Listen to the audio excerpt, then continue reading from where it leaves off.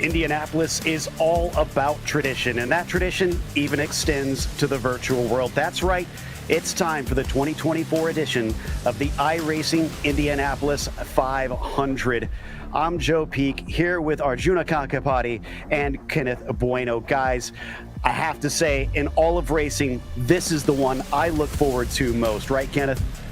It is. It's so special to run here at the Indianapolis Motor Speedway, let alone for 500 miles, and hopefully be able to taste some of that real or virtual mode at race. And it is a tradition unlike any other that has taken part in real life for so many years and has taken part on iRacing for so many as well. We're so happy that it's back, Joe, and I'm glad to be a part of this broadcast. It is going to be a monument of fun. We're going to have a lot of ideas. We're going to have a lot of storylines and a lot of speed here at Indianapolis, our Cathedral of Speed in Speedway. And while there might not be 100 years of history, there's also a lot of history, Arjuna, with this place. This is an event that's been going on iRacing for almost the history of the service. Yeah, we've had so many people try and make attempts, but only around 440 have made it to the top split. There are 4 top split time slots as well. This becomes the feature spot. There's only one driver that's won this back-to-back, only 2 drivers that have won it multiple times, and of 100 attempts, 4 winners have emerged from the drivers that we'll be seeing in our field today. Can't wait to see what they'll be in for after a year away.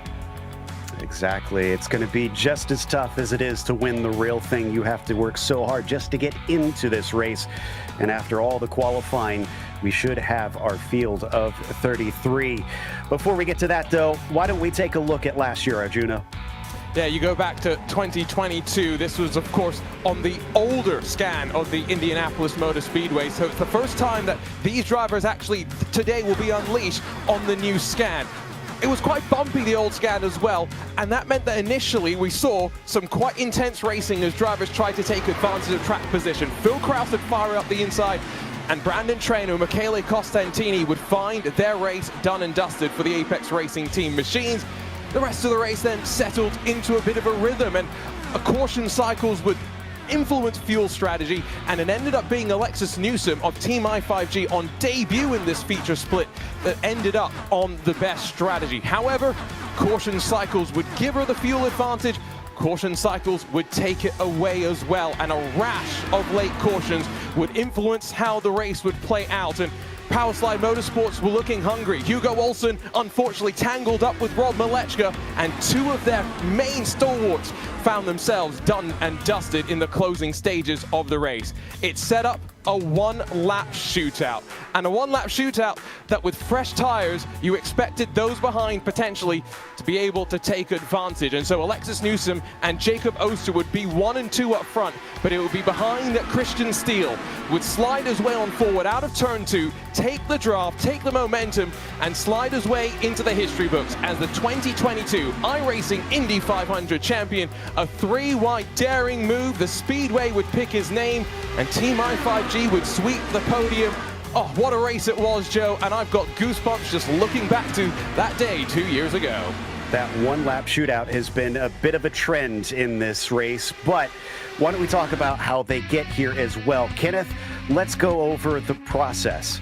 Well, it's a pretty tough qualifying tenure when you try to get into this iRacing Indianapolis 500, because you're not dealing with a little over 35 to 40 drivers in one singular series. You're talking about thousands of iRacers across the globe trying to make this very race. It goes over a 4-lap average with unattached qualifying, so you're solo on track. Much like the real-life drivers do in IndyCar, the splits are based on lap time, so you don't necessarily need to qualify, but qualifying does help you get into a bigger split, and hence we'll see in this top split open Indianapolis 500 a lot of those drivers who did take the track for a 4-lap average. It's not fully iRacing based, and again, splits are closed in qualifying, and of course, static weather, so you do get the same playing field no matter who you are. You have an equal chance to get into this big race. It is split across the open and fixed setup races. The open one this afternoon, the fixed setup race tomorrow on Sunday, June 2nd. With the open setup, not only, Joe, do we get to see the talent of the drivers on track, but the talent of the teams, the camaraderie to spend all this time, all of their manpower in the virtual world to get these setups dialed in, get the fastest car out there on the track, and try to run for 200 laps and 500 miles. Fixed setup, just like we see across the sim, everyone gets the same setup. They can only change several things in the setup page, and car controls are allowed, no changes to the setup. But today, open setup for the Indianapolis 500 on iRacing. Exactly. So hopefully you have that car dialed in. And you heard how many drivers? Well, how about over 5,000, nearly 6,000 just qualifying? That's not including drivers who are going to be taking part who haven't qualified. And then out of that, 92% of those who actually set a qualifying time were within 1 second in the open setup races. That is absolutely unbelievable. I mean, the tenacity it takes, Arjuna, just to make the show. I cannot believe it. And, you know, it's 16 of the toughest corners in motorsports. You've got to put it all together. Now, the thing that makes the iRacing Indy 500's qualifying process so unique as well is the grind, because it is a week-long grind. It starts on Monday evening and it goes to Friday night, and drivers all through that time are finding speed, finding their advantage. And the 40 fastest drivers, I won't even talk fastest 33 because there's a couple of drivers that may end up missing out, but the fastest 40 drivers or so, Joe, split by around 80 thousandths of a second across of their 4-lap average. Remarkable. Just the minuscule differences that there has to be between those laps is absolutely unbelievable, because remember, it's an average of 4 laps. So it's got to be crazy to overlay them one over the other just to see how tiny it is. We're in the warm-up right now, and it won't mean as much, but Daniel Zegers is currently our quickest driver. Coming over from Precision Racing League, actually, is where we often will see him, and is going to be competing in the open wheels, where usually they'll run the tin tops over there, both on the road and the oval side. But we're also watching Michele Constantini, who is on track. He's been a regular face in this, Arjuna. Not just a regular face, but apparently the fastest this year. Yeah, and you know, he's made the switch over to Coanda Esports, and I've got to say, Michele has led 145 feature race laps. He comes in as the most experienced in many ways in terms of being at the front and competing. But the heartbreak on his face when he just missed out in 2021, I was producing that broadcast, so I didn't show it on screen, but I had it out the corner of my eye. You know, Joe, that quote, "You don't know what Indy means"? He knows exactly what Indy means, and he can't wait until the Speedway calls his name. And that's something that we can't stress enough is, yes, this is a virtual version of the real Indy 500, but it is still just as important. We already explained how difficult it is just to get into the race, but the amount of effort and just the pride, Kenneth, to be able to say, I won the iRacing Indy 500. I feel like this means the world to these drivers. It does. It doesn't matter whether it's in real life or in the sim. The meaning, the emotion, the raw feeling that you get being able to win a race like this in all of its endurance and all of its difficulty, you get to really feel that pride, that pleasure of, I won a race as big as this. And especially here in Topsfield, where you've got some of the best iRacing open wheel drivers across the globe. You're not just talking about a random AI that you can easily beat handily. These are drivers that have their own set of skills and are all gunning for that same goal. So if you're able to be that first driver to the checkered flag after 500 miles, it certainly means the world to you as a driver. You can see even in practice, which thankfully doesn't mean anything because, I mean, they don't have to pay to replace these cars. You can go 3 wide like we're seeing. So the driver's getting some practice for what we're likely going to see in the race, no doubt, because it is going to be frantic. If you watch the real thing, you know that the slipstream is powerful, and that'll allow a lot of passing and repassing during this race. But that doesn't mean that it's going to be a lottery. You have to be in it to win it and be able to survive those 199 laps so that you can lead lap number 200. And one thing I do like about this is, just like the real Indy, Arjuna, they come from all different disciplines. I see drivers in from IMSA Vintage in here, drivers who run in the paved sprint car, drivers who drive dirt oval as well. So they're going to drop what they normally do, and Josh Chin, one of those who comes from the NASCAR side, coming in and try and see if they can run these open wheelers. Yes and no. I'm going to put the counterpoint to that, because I think IMSA Vintage, you're thinking Alex van der Sande, aren't you? Yes. Yeah, so, you know, he's my teammate at Powerslide Motorsports, but Joe, he's actually been going out and doing more of that. So the way I kind of look at it is we had that year away, right? Drivers had to go out and find something else to do. And so in Alex's case, it was the IMSA Vintage stuff. In a lot of ways, though, a lot of them are experienced. It's the rookies that I have a bit more of a question mark about. The likes of Peter Berryman, Luke McEwen, who, you know, they come from the Apex Racing team, bring plenty of experience, but working with Team i5G, how quickly can they get up to speed with oval racecraft, right? Because as much as it's you got to be there at the end to win it, putting yourself in the right place at the right time, right? You and I, Joe, we know just how important that can be. And so in the midst of this 3 and 4 wide, when do you back out? And when do you decide, like Santino Ferrucci last weekend, to be thunderfooting it around the outside and make some great passes? Well, and this place plays no favorites, so you can come in with that reputation even if you haven't raced here before. I think to drivers such as Nelson Piquet in the real world, who essentially ended his career with an injury trying to qualify for this race. You look at Fernando Alonso, didn't even make the race one of the years he attempted. So 2 multi-time champions coming from the Formula One world who discovered just how hard it is to try and race the oval here. The first ever North American purpose-built racetrack with tons of history. In fact, just how much does it mean? Let's ask Michael Cozy Jr.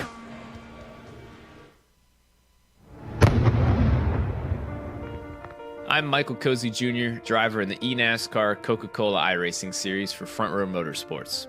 For the last 11 years, I've made the same pilgrimage to this cathedral of speed, Indianapolis. There's just something different about this place. It's not just a racetrack, not just a sports venue. It's alive. When you've seen the world for more than a century, that's what makes winning here so special. Every victory, no matter how small, means just that little bit more. It means you're connected with the lineage of gladiators, of champions, of drivers, longer than anywhere else in the world. And everyone who comes here dreams of their chance at the top, their chance to join that lineage. Thousands of hours of hard work, testing, perseverance throughout the years, all chasing after one thing: a win in the racing capital of the world. Today, 33 of the best sim racers in the world have their own chance at making history. Today, over 500 miles, we find out who has the speed, resilience, and luck to earn their chance to seize that moment. Their chance to feel that glory. Their chance to become a champion. Welcome to the iRacing Indianapolis 500. And it is a track unlike any other. The feeling when you are there amongst 350,000 people for the greatest spectacle in racing, oh, it's amazing. And 4 corners that, unlike many ovals, are mirror images of each other, but with their own unique characteristics. And in a lot of ways, the best way for a road course racer to translate themselves over to an oval. The only catch, well, it's high speed, and with high speed comes high risk, and unfortunately, big crashes. Going back to 1909, this track has seen so many dramatic moments, so many historic moments as well, and I cannot wait to see what's going to happen as Kenneth Thieves drivers unleash the latest edition of the INDYCAR machine. It is the Dallara IR18, a beautiful race car that was used as a facelift of the DW12, still currently the longest serving INDYCAR chassis since 2012. They only have about 575 horsepower on these machines when they go to big tracks like Indianapolis, but this car weighs a little over 1,500 pounds. So that means you're going up to speeds of about 235, 240 miles an hour. It is a drivetrain of 6 gears with rear-wheel drive, so you will see drivers get sideways here and there. You see the dimensions of the car and how it's used on iRacing as the INDYCAR iRacing Series official car. So this is a beautiful machine, Joe, one that is very fast and one that these drivers have been getting used to all week long. And that means that it's time to go racing. 500 miles here, and our drivers will be trying to see who can be the first among these 33 to complete it. Let's go to our starting grid for this race. And as we said, Michele Costantini is going to start this one on the pole in that number 18 or number 1 car, actually number 18 car, as we start next to Philip Kraus on his outside. Hamilton Akabwezi will be in third as Christopher Demerit will start fourth. Then you've got row 3 with Robert Maleka and Jacob Oster, Arjuna. Back in 7th to find Peter Berryman for the Apex Racing team with Jason Brophy, the private label team hype driver, alongside Hugo Alton, the Swede. Watch for him inside of his Powerslide Motorsports counterpart Alexander van der Sant, with Luke McEwen back alongside Christian Steele, the defending race winner. Hashtag FMR, he'll try and charge his way forward. Then on the inside of row 7, you'll find Connor Harrington out of New York with Brendan Lichtenberg on his outside in row 7. Matt Pavelski, the 2016 iRacing Indianapolis 500 winner, will look to do it all over again with Chad Simpson on his outside in row 8. Jeff Drake and Joshua Chin round out the drivers back to 18th place. AJ Burton takes us into the thick of the field here on row 10 with Alexander Russell next to him. Then you've got Daniel Zagers on the inside of the next row. Alexis Newsom will be starting in the 22nd spot. Andreas Eich will start in the inside of row 12, and then Andrew Kinsella, who knows this car well, will be at the outside. Back to row 13 to find the Canadian Brian Carey for Powerslide Motorsports, and Joseph Galotto, one of the few independent drivers in the field. Henry Bennett only jumped back into this car for the very first time in 18 months a couple of days ago. He makes the field, as does Christian Hilgard for the very first time. Tanner Watkins will be alongside Jesper Orman as they make their way by the skin of their teeth into the field of 33. And then behind them, the final 3 drivers in this field that have a lot of work cut out of them. Other 500 miles. Rodrigo Franzoni out of Brazil, going to be in the 27 inside row 16. Fernando Borda, the Argentino, going to be 32nd. And Benjamin Burmeister in the 16 brings us the full 33 car field from Indianapolis.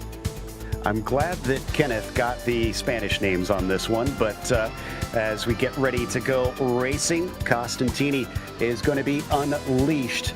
Let's see what he can do at the start. Are we going to keep this one green? Because often we can see trouble early on. Despite it being such a long race, they have to try and stay out of it and just get themselves settled in. There you can see the flag held aloft, and already Michele is on it. Green flag is out. We go racing at Indianapolis down into turn 1. They go single file immediately up at the front.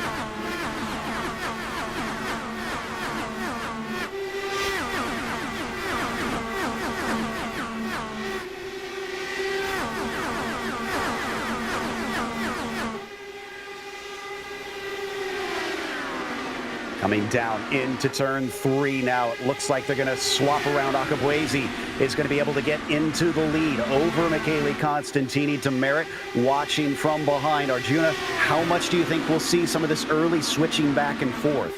It's very, very cool track temperatures right now. We're talking 115 Fahrenheit, 47 degrees Celsius. So swapping around going to be the name of the game, not just at the front where it is to be expected, if we're being honest, but it's the third car on back where traditionally dirty air is most impactful. And I get the feeling, get that sense that you want to try and keep yourself towards the front of the field when we get later on to this race, when we expect the weather maybe to start to hotten up. Costantini going to hand it back over to Akabwezi again after he retook it on the front stretch, while Demerit continues to just ride back there. Kraus sitting in the 4th position with Oster rounding out your top 5. Also very close to Philip here. Wonder, Kenneth, if he's going to try something. There he pops out. Goes to the inside. One of many passes throughout the race that we'll see over this one. Joe is going to the inside again. Akabwezi in the 3 car goes under Costantini. He'll take over the race lead. But for the battles throughout the mid-pack, you're going to see this all the time, specifically out of 2 and out of 4. These long straightaways give you so much time and preparation to build up a pass and go into the corner. There's another look at a pass. We'll be seeing this all race long. No surprise, but it's always until lap 200 where it matters most. But fun to see Akabwezi and Costantini go at it early, switching by each other for the lead over the first 3 laps. Hamilton definitely want to be up at the point here. But we also have to remember that they did all this setup work to try and get the cars ready, as we got some smoke on the front stretch, not sure for what. They had to get the cars set up for qualifying to try and be fast on those 4 laps. Now, Arjuna, they have to make sure they have a setup that can handle either the short runs or the long runs. Yeah, don't talk to Jason Brophy about that. In his words, and not mine, qualifying's fun. The race, we'll get through it. And the week of qualifying grind, right? Again, because you can do, I think it's up to like 40 qualifying sessions. You're always finding hundreds and thousands, not just in your driving, but in the setup as well. So you get to the end of Friday evening, and then it's like, oh wait, do I have a race car or not? And we've already had 2 time splits of the iRacing Indy 500. So a couple of people already drunk the virtual glass of milk. Some of these teams have used that as an opportunity to dial in their car, but also as well to figure out what the iRacing weather system does. So at the end of the race, they can dial in the in-car adjustments, that front end and rear anti-roll bar, the weight jacker, wing adjustments, all of those things. They want to be on top of that when they get to the end. Watching Demerit continue to watch these two swap back and forth here from that 3rd position in his bright yellow and blue machine.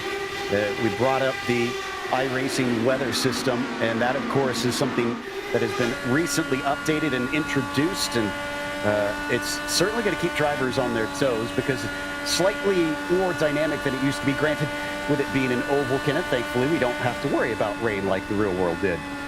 You know, one of the first things they posted on the iRacing forums when they announced this race and the entire setup for qualifying in the race, they said, no, it will not rain. So for a lot of the people who figured there was going to be a rain delay like there was in real life, thankfully there's not. You have the control over that. But, you know, talking about the difference between qualifying and the actual 500-mile races, you're looking at, again, different conditions. In qualifying, everybody had the same stage, mid-70s temperature with normal clouds, normal skies. You know, you're looking at a very static weather system, and then all of a sudden you go to this main race and you're looking at a track that's constantly evolving, a constantly changing track in temperature, and of course in the amount of rubber that's put onto the speedway. So not only as a driver do you have to reset between qualifying and the race in setup, you have to think about the weather, how hot or cool the track's going to be, what are the clouds going to look like, is the wind blowing out of turn 2 or out of turn 4. So many elements you have to constantly be aware of and adapt to over this race, which makes it more challenging and more rewarding at race end. And I definitely want to see drivers be forced to be more flexible and adaptable to this race to really come home with the victory. So I love seeing it. We're watching on board with Oster there for a bit. He definitely looks solid right now. In fact, most of these drivers, I haven't seen anybody look terribly out of shape, so it looks like they've got the car dialed in. Somebody way up high coming through turn 1 there, Arjuna. Not sure who that was. Yeah, I think right now there's a couple of drivers making moves. Matt Pavelski in that number 22 machine, which, by the way, a little bit of a tribute to his grandfather. I forget the exact color. I'd have to go to social media, but it's a beige of some kind that his grandfather used to run in the past. He's running here. He's up 7 positions, but, you know, outside of that right now, everyone's settling into line and not really working hard. The only driver that I'm seeing really struggle is Peter Berryman. Qualified quite well, but I think maybe right now as Dirty Air plays its part, the Firestone tires start to take their load as well. He's back to 13th, has lost 6 positions, maybe trying now to figure out the in-car tools where he can go to try and get back forward. Yeah, you talked about Berryman being very fast, but coming in perhaps a little bit less experienced with oval racing and open wheelers as well. So what is it going to look like as this race goes on and he needs to make those split-second decisions to try and place himself, and strategically as well. Watching from Demerit now in that number 4 machine, sitting in P3 up off of turn 4. He seemed very content, Kenneth, and I always try and keep an eye on those drivers that just kind of quietly run their race, because I feel like they're usually a dark horse. It's basically the racing version of minding my own business. That's what Christopher Demerit's doing right now. And he's a former winner. Back in 2017, he got the victory here at the Indianapolis Motor Speedway in this open iRacing Indianapolis 500. So Demerit has a ton of experience running these big-time races, and he's sort of in that position where he's looking at Costantini and Akabuizi go side by side and switching position for the race lead. But he's like, I don't have to push the issue. We're crossing the line now for what's going to be 11 out of 200 laps. There is still so much time, a plethora of availability to do whatever he can strategy-wise and position-wise to win. So he's always going to be that guy who just hangs back, sees what's happening on the front row, and then just play his game from there. That's sort of the thing you have to keep in mind of with these long races. Stay calm, keep your car on the track, and more often than not, you're going to find yourself with a good shot to win. We have one driver in pit lane, Alexis Newsom. Not sure what it's about. Wonder if there's a brush with the wall that we had missed. The car drove in under its own power. So maybe there's some early problems as that car, yes, has been sitting stationary for more than a regular pit stop. I'm going to guess that is damage. I think it might have been back on, I think it was lap 6 or so, because I saw that's when the bleeding had started. That might have been the smoke that potentially you had seen back at turn 4 as well. But, you know, Alexis, heartbreaking, because she was, again, the car in the place to win the 2022 iRacing Indy 500 until the cautions start to interrupt the flow of the race, and her beautiful caution fuel strategy was interrupted. That means now one driver drops, and still though 32 in this long conga line with this cool conditions, Joe, keeping us relatively on top of one another. That's going to be the first of our 33 that will not see the checkered flag. It's official. Alexis Newsom has retired from the race. 32 still running, you can see, down the main straight. This is the race for 15th position, trying to head into turn 1. Very narrow corner compared to some of the others, but oh, back there you can see side by side that's Zegers and Simpson. Don't seem to care about how narrow it is. And that was right off of turn 2. It can get really sketchy off that corner. We see a lot of drivers in real life, you know, when the wind blows a certain direction out of that second corner, drivers get easily very loose, and you can find yourself right into that outside wall if you're not paying closely enough of attention. But Zegers is trying his best. He goes underneath Chad Simpson again, and these are two drivers that are in the same place from about where they started. It's down 3 for Simpson, only up 1 for Zegers, looking for 2 now. So it's them trying to gain the early track position before the tires wear, and it will become infinitely harder to pass. Zegers understeering out of turn 1, could not get to Simpson there on a short shoot. So they're going to go back to single file now. The fun is done, and one of the things that you can do, much like in real life, is use your teammates, Arjuna. You mentioned IG5, some of the teams that have really made this kind of their home. It was, whoa, things get a little bit crazy for Simpson. Sorry, we'll come to that thought in a moment. Somehow he saves it off of turn 3. Big save there, and all it does is check the pack up for a moment. It will allow them to close back up in these cool conditions, but you can tell that when you're this close on top of one another, the wind shifts, all those little micro adjustments. If you're not on top proactive with your in-car adjustments, can be caught up very quickly. Alexander Russell, watch the dirty air it plays. He slides up the track and now watches side by side, running down in towards the northeast end of the track as they continue to battle into turn 3. Looks like Simpson's going to be able to come away with that one. So back in front of Zegers he goes, but they certainly don't seem shy of fighting this early on and throwing some risks out there. Yeah, there have been a lot of drivers doing whatever they can to gain track position, and again, it's just about trying to get to the front early, or at least cutting through the field as quickly as possible, because when these tires wear out, these setups are going to dial in at some point, but it is going to be much harder in that dirty air with all of that aero wash in front of you to make a pass. But Arjuna, we were talking about the teams, Team I5G, Apex Racing, you've got Powerslide, a bunch of drivers, all of them getting together in their teams, and somehow, some way being able to dominate races like these. We're seeing that at the front right now. Yeah, because, you know, race setups, much like the qualifying setups, we see the teams migrate themselves into kind of buckets. And so inside of the top 15 right now, it's basically take Phil Krause and Jason Brophy out of it, the two representing Tommy Milner's private label Team Hike. Everyone else is battling for Team I5G, either in the form of Team I5G or Apex Racing / Coanda, or Powerslide Motorsports. And you'll want strength in numbers at the end for a few different reasons, right, Joe? Because A, it gives you the opportunity to kind of control wheel to wheel where everyone is. But B, going back to the fuel strategy, let's say we do have a couple of different options. If you have a couple more drivers that can do a couple of different things, you don't have to put all your eggs in one basket, and you can find which one was really the right strategy. Yeah, data is so important in racing, especially so in oval racing, and drivers will be communicating with one another throughout this race. Like the real one, fuel strategy can often make or break this one. If it comes down to an unfortunate or fortunate time caution, that could change the face of everything. Getting back to that race for 15th that we were watching a little bit earlier, currently Connor Harrington in that spot, and just a lane up, already seeing Jeff Drake try to get some fresh air on that front wing.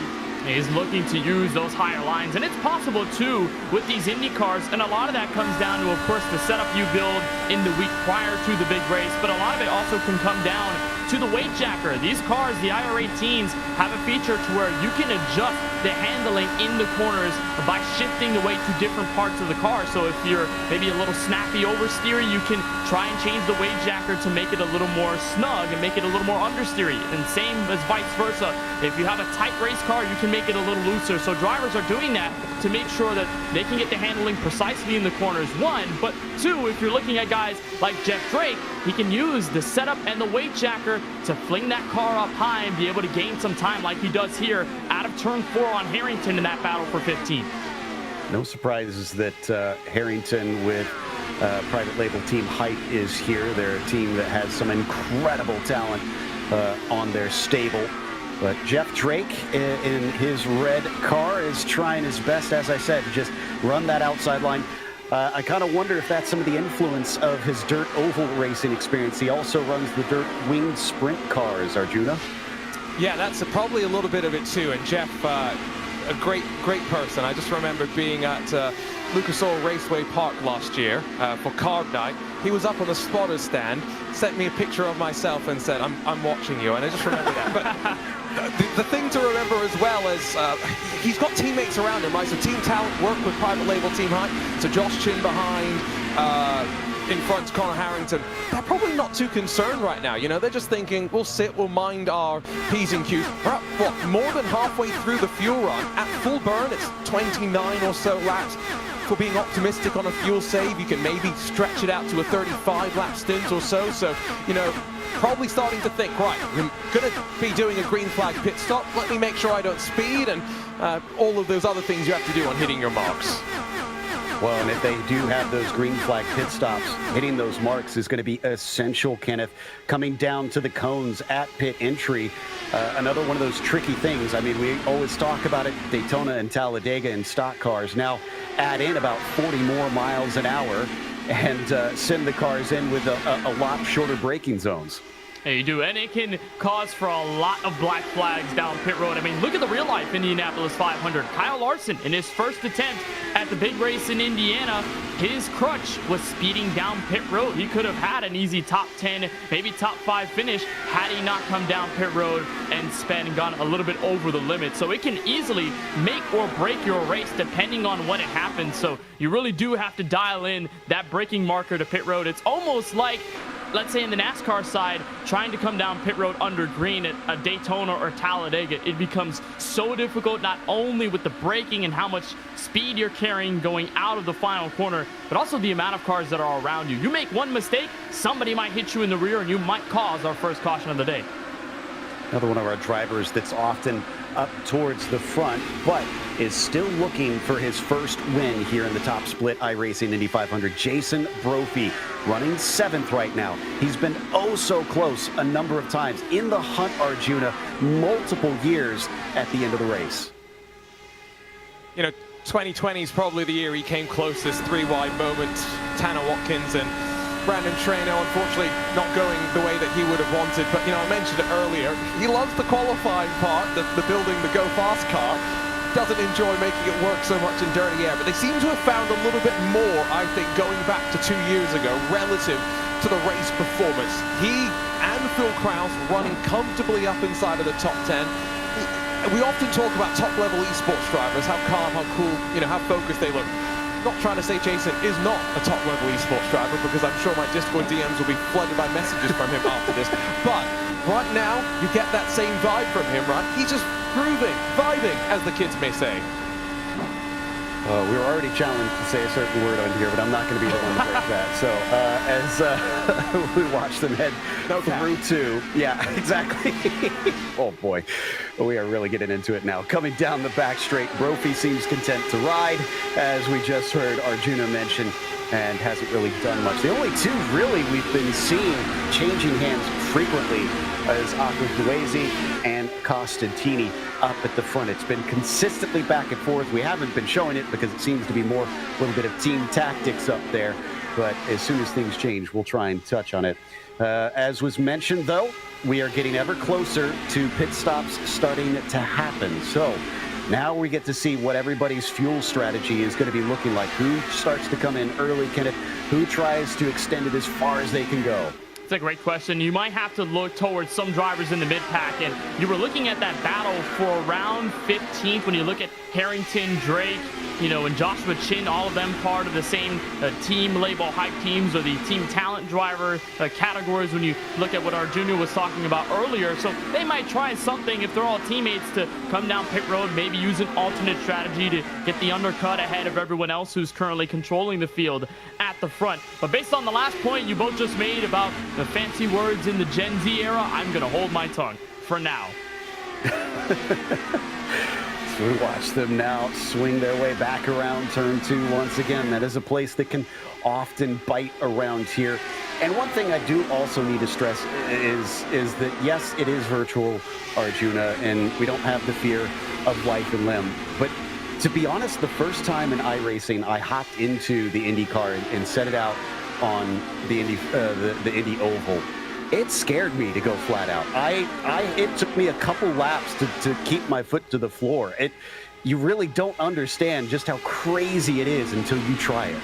And, these drivers maybe get a little bit desensitized in some ways, but, yesterday we had a qualifying show at the end of all of the qualifying sessions. A couple of drivers came and joined in, and we convinced Brandon Traino and Phil Kraus to take off their rear wicker.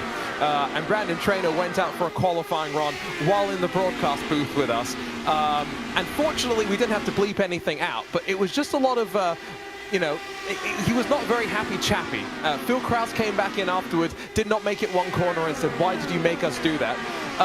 This is, again, I think we said it slightly earlier, qualifying is the 16 scariest corners in motorsport. Go back to what Catherine Legg said last week a couple of weeks ago, I guess it was, in qualifying for the real world. Do you want the race car answer or do you want the real answer? Because this is a scary track, and you've got to conquer your nerves before you can conquer the track itself. Well, these drivers have conquered it enough that they're in the top split here that we're watching for the iRacing Indianapolis 500, the open setup version of it. Tomorrow we'll get to watch the fixed setup version, as here we go. Now drivers are coming into pit lane. In fact, it's our 2 leaders. No surprise there, sucking up the fuel, pushing the air. But the thing that we're doing, while you were seeing the tag team operation between Akabuezi and Costantini, is because they wanted to save fuel for each other. They're both teammates, so as long as they can burn a little less fuel by switching positions every lap and each driver getting a bit of the draft, they could go a little longer on their stint. But it looks like they are pulling the trigger for the first lap on this fuel window, and Tanner Watkins also came down pit road about a lap before. He's back out on track, at least a lap down. We're going to see many more start to take their efforts down pit road. For the moment, top 5 or so going to stay out, but solid call by Costantini and Akabuezi to come down. Collectively, they're going to be back behind the top 30. Here's the battle for the lead. Philip Kraus to the inside of Christopher Demerit, new race leader from Indianapolis. Well, it was one Demerit for at least a little while, and then Philip Kraus has decided he wants to take that spot away. They've been sitting back there up until this point, so they should theoretically be able to go at least this 1-2 laps longer. How many more is the real question. Have they been saving a lot, or have they been pushing just as hard? We'll get the answer here out of turn 4. If they stay low, they do not. They're going to continue on. And one thing that these drivers will be making full usage of is the fuel maps that this car has. Very, very powerful.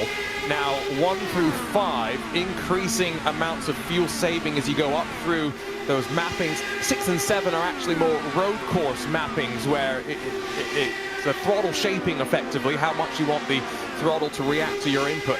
and then map 8's the caution map. Why do I bring that up? Because, knock on wood, if we get a caution, not when we get a caution, if you go into map 8, try to save some fuel, make sure you put it back to map 1 on the restart, because I'm sure plenty of these drivers further back in the queue, not just doing some lift and coast, but plenty of throw it down into map 5 and just ride around and sit behind. And those numbers that you saw on our little graphic were estimates, a reminder of what we expect the fuel window will be. I mean, I believe it was lap 29 that we had our first 2 in instead of 30 laps like we saw. So you can definitely eat it up a little bit too quickly here. Demerit gets another run, and they're going to swap around once more. But this is lap 33 heading towards lap 34. This is to where we can almost predict soon that we're going to be seeing almost everybody in, because even those who are saving aren't going to be going much longer, and Demerit heads down to the lane. And Kraus isn't going to, neither will a bunch of the other drivers behind. It looks like the other one is going to be Luke McKellen in the 28 machine. Not many takers this time, but definitely more than we saw the last several laps. Connor Harrington is in as well. Fernando Borda, Andreas Eich, Brian Carey. So a bunch of drivers here at around lap 34. This was the edge of the fuel window, Joe, that we saw on the bottom right-hand side of your screen a little earlier on in this show. So these drivers are getting to the limit. Looks like some of these drivers now are pretty much passing that threshold, but I'm seeing a lot of pitting in calls from the chat, so we're going to anticipate the leaders come in. They swerve to the left. There they are, hop on the brakes, and they're in pit road. Yeah, you can see a good chunk of them, but there are a few that are managing to stay out one lap more. I see a little bit of smoke on the way in, and Brian Carey has a black flag. I'm assuming for speeding in pit lane. It looks like Brian's already back out of pits. So that's the first one I've seen that's copped a penalty from the stewards here. Oh, he's going to be so heartbroken, as well as Carey of the Powerslide Motorsports crew was so excited to make it into his first feature split of the iRacing Indy 500, and now, well, he'll go probably a lap down. Let's see what he can do if the race cycles back in his direction to try and fight back. Now, I said the fuel window may go as far as 35.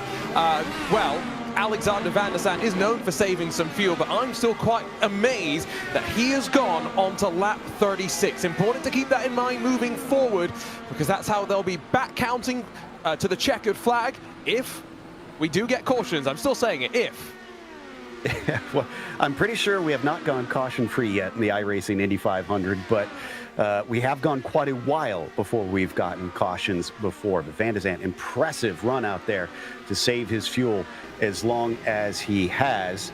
The rest of them now emerging out. Oster is our leader, but it's not going to be any longer as the leaders just went by, and it looks like that will return to Hamilton Akabuizi as finally we get Van der Sande in.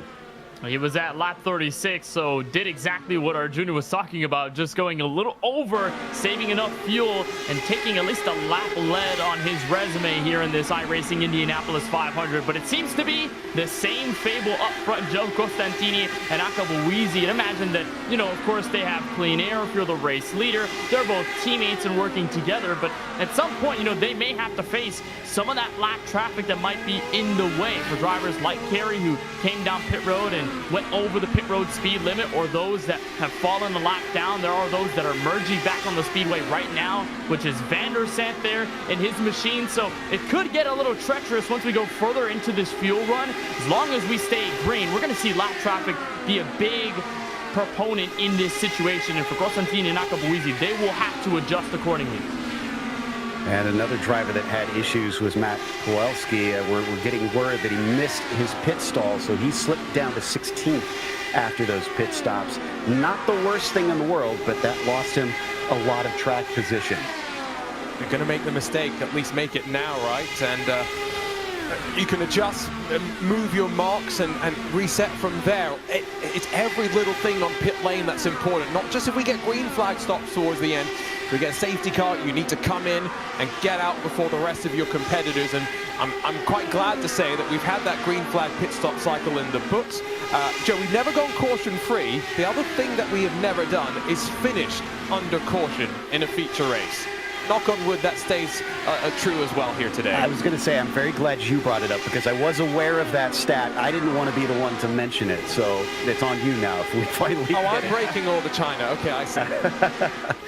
But I know you've said it plenty of times before. We still haven't, so maybe you're the good luck charm on bringing that one up as we continue to watch the top two just trade back and forth. At what point in this race will this change? Will we see anybody else start to take the lead of this race, especially with Demerit still back into that third place? I mean, we haven't seen any changes in the top group for the most part.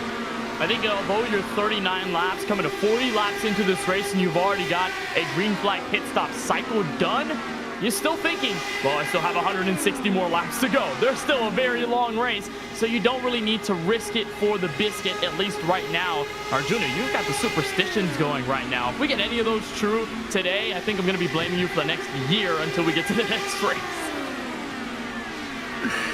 Well, as Arjuna gets everybody piling on top of him here, the drivers have been piling on the laps without a single caution yet. 40 laps into this, just about a quarter of the way into this thing. So fascinating to see how clean it's been, but also a good sign that everybody kind of knows the deal in this race. We talked about some drivers maybe coming in a little bit more green. I think you gave us a list, Arjuna, that had, what was it, about 6, 7 drivers that are rookies? Yeah, you know, I'm just working my way through, and I was actually working it through the opposite way initially and thinking this is the 14th edition of the iRacing Indy 500, and I can't even quite believe this stat. There are 2 different drivers in the field making their 10th feature race appearance. So Brendan Lichtenberg and Chad Simpson have been here for 10 of the 14. Josh Chin is in his 9th. Michele Costantini's in his 7th. I mean, that is just remarkable to see the longevity, Kenneth, excuse me, of, you know, these drivers, because this, let's be honest, it's a contentious community, and I've only been around in it for about 4 years now. Me too. I've been around since 2020, and I've seen how the community is. But, you know, the dedication is always there. And that shows you, again, how special this race is.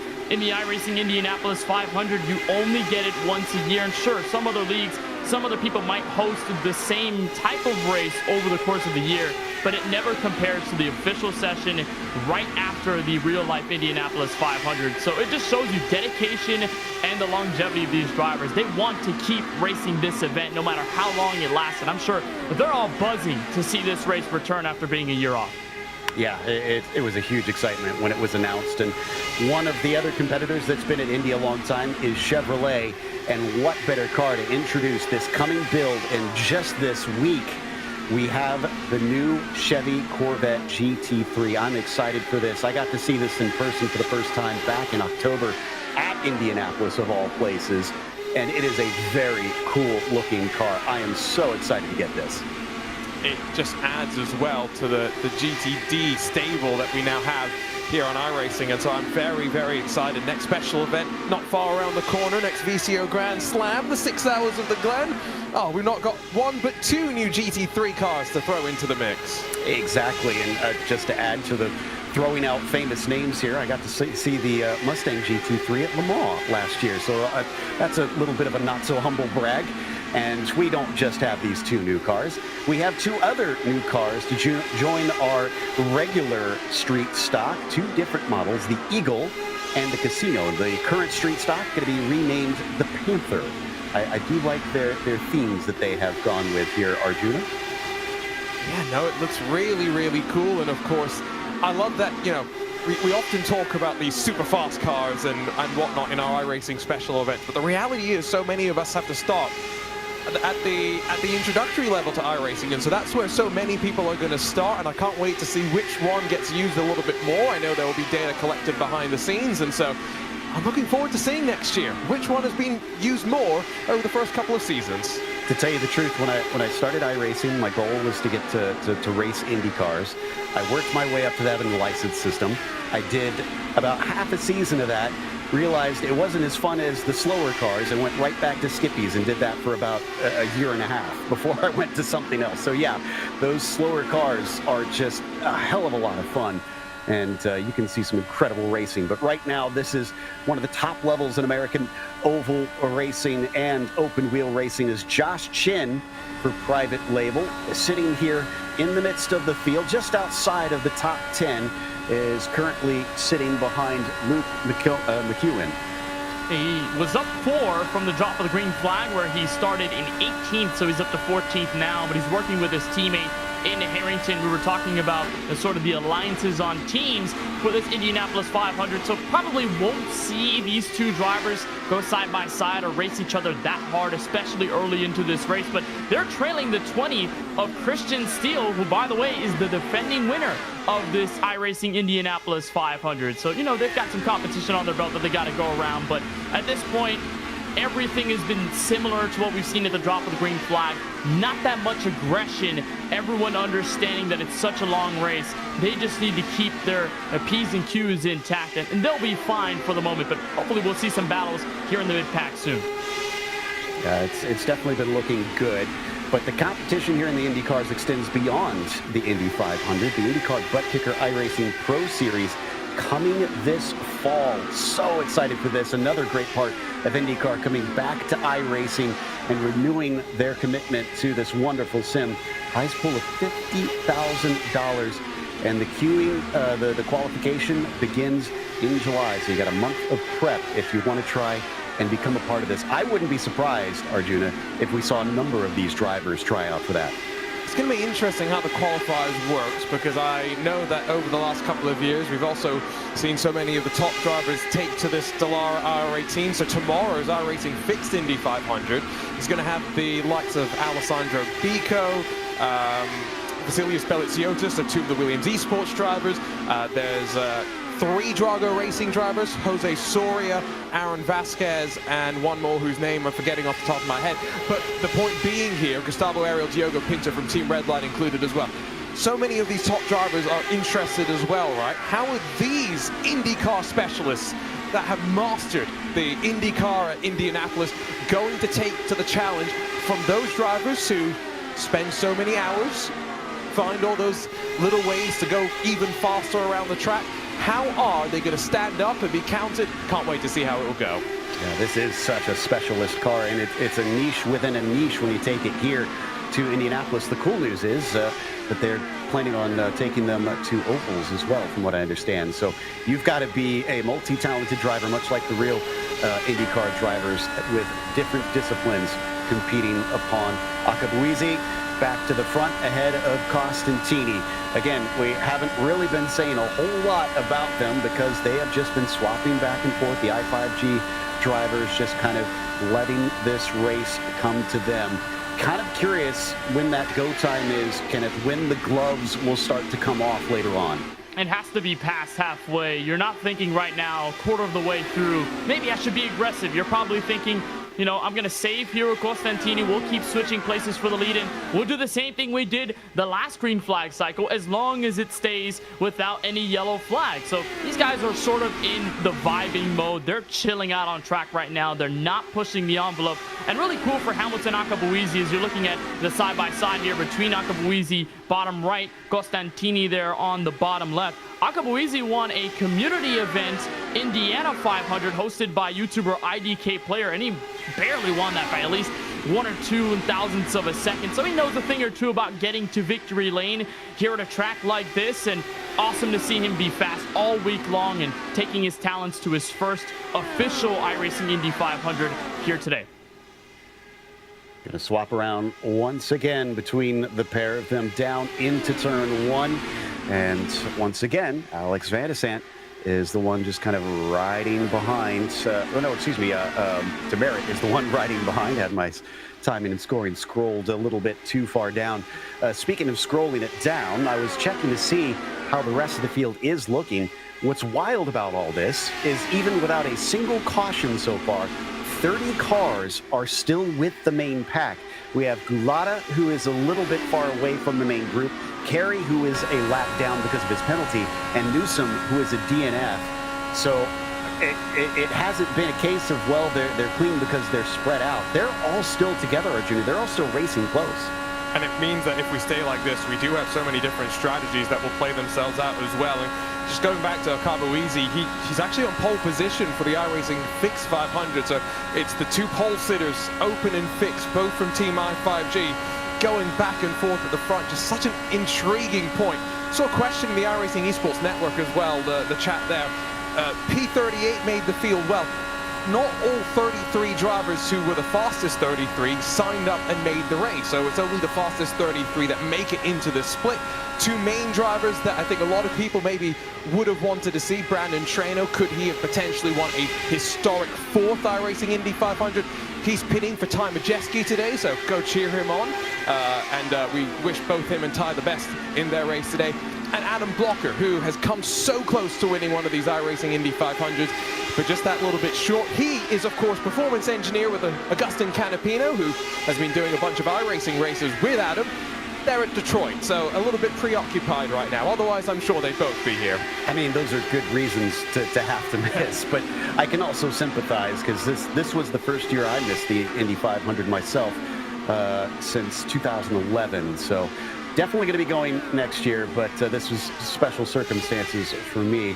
And Matt Pawelski here, is he going to get overtaken coming down to the first corner? He's got that fancy sort of bronze paint scheme, and no, he's going to be able to stay ahead. It's very high behind him there. That was Chad Simpson, I believe, getting very close to the wall. We saw Daniel Zegers in the 31 still looking to get around this 14, or rather 22 of Pavelski to look on board there in the camera on the bottom right corner of your screen. Arjuna was talking about this a little earlier, but the color, I found it, it's fawn beige, and it's a Bel Air that it is taking tribute to in 1961. His grandfather used to race it in Northeast races back in the 60s.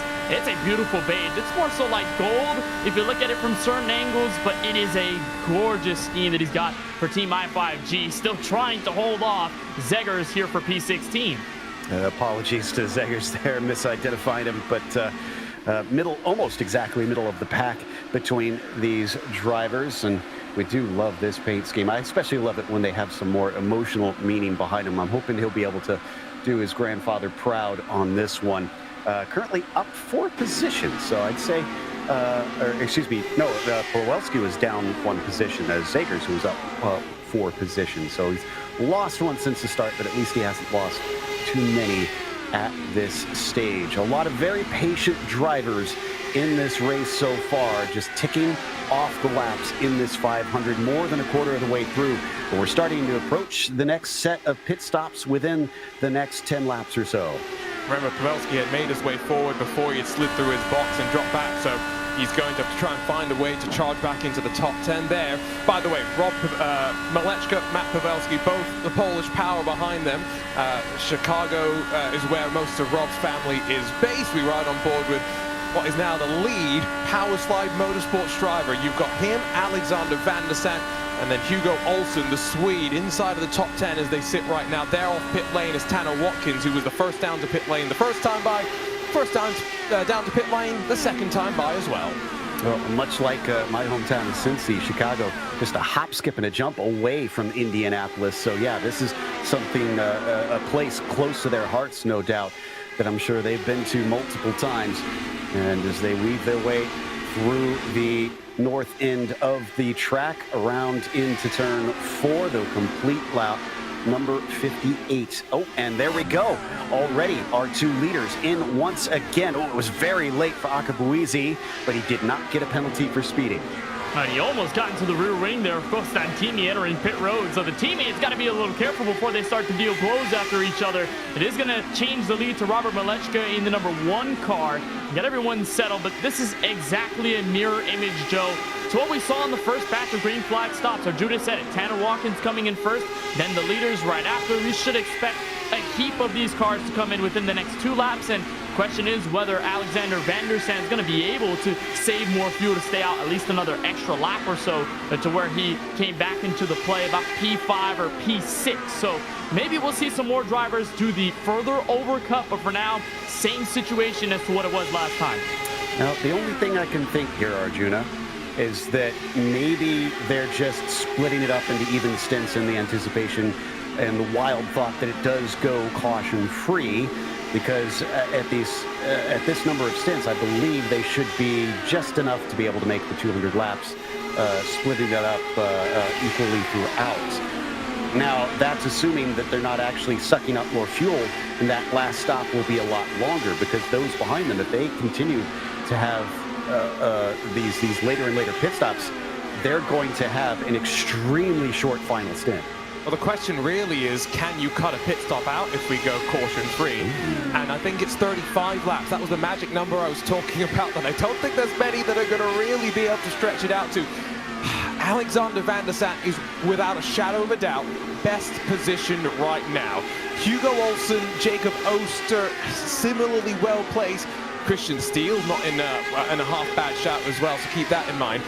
All of this, though, throw the fuel saving, I guess, slightly to the side, because I just brought up Christian Steele. Remarkable stat to mention about him. He has attempted 6 previous feature race races.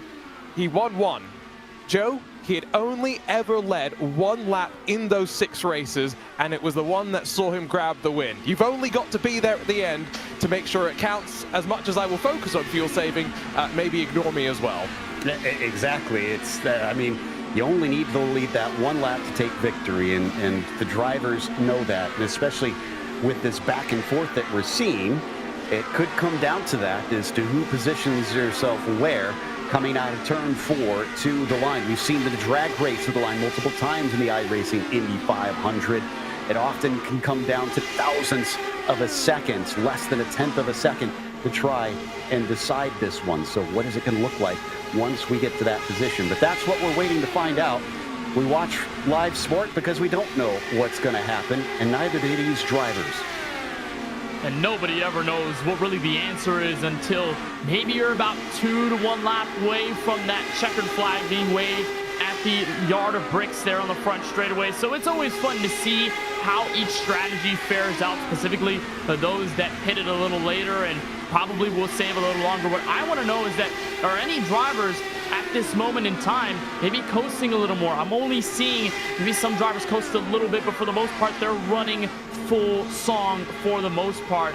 Maybe interesting to see if somebody starts to pull maybe an Alexander Rossi type strategy in the 2016 Indy 500, to where he had to save so much fuel and he was so slow on track, but he had enough distance to the car behind that he was able to hold on to the win. I want to know if we end up in that situation, but in any case, we'll probably have that answer by halfway and after the second round of stops, because if you can eliminate 1 pit stop, that'll mean big time coming to the end. Absolutely. It's not just down to who's the fastest, it's who's the best thinking driver in this one to try and sort this race out to the finish. So who has been on their toes? Who also maybe has somebody up on the box? Some of these drivers perhaps running solo, doing their own calculations. Others maybe with someone who's watching things, figuring it out, telling them what kind of mileage they need to do to get to the finish without that extra pit stop. Still waiting for most of the field to come in for the second time here, and we should be seeing most of them soon. I think for the most part, these drivers are probably working by themselves, because I'm looking through the field. Basically, everyone is racing who is available for the event today. So I'm not sure if there is too much help. And we managed to talk AJ Burden into racing yesterday. He wasn't going to. He had qualified inside the top 25 or so. And me and Brandon Traino managed to peer pressure him into joining the field. So I think everyone's basically working by themselves. But it's pretty easy, I think, for the most part, with the amount of experience they have. They kind of know whether it's miles per gallons or liters per lap. One of those is correct. I'll let you decide which one it is. They know the numbers they've got to hit, and therefore what strategies they've got to work through is down to pit lane. A couple more drivers slide their way into the box. And this also brings up an interesting point here, Kenneth. We have these drivers who are pitting earlier than others. Yes, we haven't had a caution flag, but if we do get one, there are those that could be trapped a lap down. Yeah, you're right. And again, it also goes back to some of the mistakes that you can make on pit road to put you a lap down. And all of a sudden, you look at a green race, as long as we've gone about 67 to 68 laps, you go a lap down, it may be almost impossible to get that lap back. You'll have to do some sort of miraculous strategy to get right in front of those leaders. So you got to be really careful to make sure you don't make any mistakes, and also your entry and exit of pit road is as seamless as possible. Because if you go a lap down, that's not good at all unless you've got some fresher tires and you can bulldoze your way through the field, which we haven't seen yet. Kowalski missed his pit stall the first time. He didn't make that mistake again, as we saw him in there for a brief moment, and he's back out now. We get some of our leaders pitting. There is Maleska along with Demerit taking their fuel stops on lap 68 of this race. More and more of them are diving away into pit lane, with fewer able to stay out as long as they have. Last time it was Van de Sant. Is he once again going to be able to extend this an extra lap over anybody else? It's not good. Not good if you're Rob Malechka and Christopher Demerit. You're a couple laps short of that magic 70 lap marker now. Phil Kraus, the one that you'd expect to potentially peel off to the left, that white line, the one that you've really got to be inside of in the real world. You can be a little less aggressive with it out here in the virtual world and blend a little bit more off and away. Demerit's going to be off first in front of Malechka, half a second quicker in the box as well. And here they come, with the exception of a couple. It's Powerslide Motorsports, Van der Sande and Olsen, and then Team I5G, Oster and Steele staying out there on track. And our viewers might be saying half a second difference. That doesn't mean anything, right? Well, I can tell you right now, Maleska and Demerit are apart from one another on track by what looks like 20 car lengths or so. It's massive what the difference in the pit stops can do out on the circuit. Yeah, it all comes down to just the minuscule amounts of differences and discrepancies in time, tires, fuel. Everything matters by little margins here in races like these. And how many times have we seen this race come down to the millisecond, maybe to the thousandths or hundredths of a second? It gets so close, and you have to make sure you're perfect on all fronts with your team and with yourself as a driver in the setup to make sure you don't fall back that much. Half a second is a tough ask, but the good thing about these cars is that when you go so fast, you've got some pretty hefty draft behind you. So as long as you're within half a second of a car in front of you, you can probably stick in there with the draft and keep yourself there. That's what drivers like Christopher Demerit are doing right now. When he was hanging back the leaders, he was about a half a second, 3/10 behind. So maybe around that range is good, but even then, all those ranges, very important in a race like this. More drivers down pit road, everything is cycling out. Yeah, it sounds like Josh Chin amongst them. I have to say, as drivers are able to alter their hotkeys, the keybinds. Oh, and Chin just missed his pit stall as well, so he had to back into it. And Josh is one of the more amusing custom pit notifications I've seen. I am having a pit, is what his says. So Alexander Van der Sant cycles one more lap beyond the rest of the field. That sets him up so beautifully if we go caution-free to the end. And there he comes into pit lane, and all by himself, no pressure in the rearview mirrors. Already, I can tell you, Akabuizi and Costantini have cycled back to the lead. Phil Kraus, of course, came out a couple of laps ago directly into their midst. Unfortunately, Hugo Olsen going to be cycling into their draft at the back and hoping to be able to bridge the margin for the very first time. We may have some breakaways building through the pack. The opening is happening for them. Let's see what it looks like when they come out onto the circuit.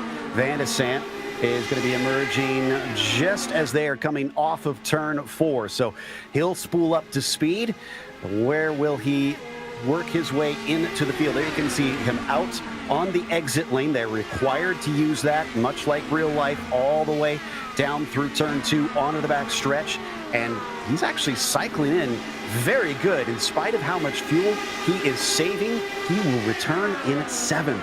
That's a round where he's usually been cycling around, Joe, about 7th, 6th, 5th place. He's been sort of toggling between those positions with each and every stop, and it's a really good strategy for Van der Sant because it's high enough in position to where he can keep track of the top 3, what they're doing on the racetrack. The onboard look shows you just how much a field of view and vantage point that Van der Sant has. He can keep track of those up front, see what they're doing differently, and also, too, he's got enough spots to where if they tangle up front and get into any trouble, Van der Sant might have a little more time to get away from the carnage. But we were talking about Philip Kraus in this 10 car. He may be the new hope to breaking the top 2 in Costantini and Akabuizi because he's been so close to them. He's watching them go side by side like they've been doing all race long. But you put him into the mix, you separate the teammates, and that could mean trouble for them. Will rupture their rhythm, and Kraus could take advantage on this run. Well, and that brings up a question, though, for Philip.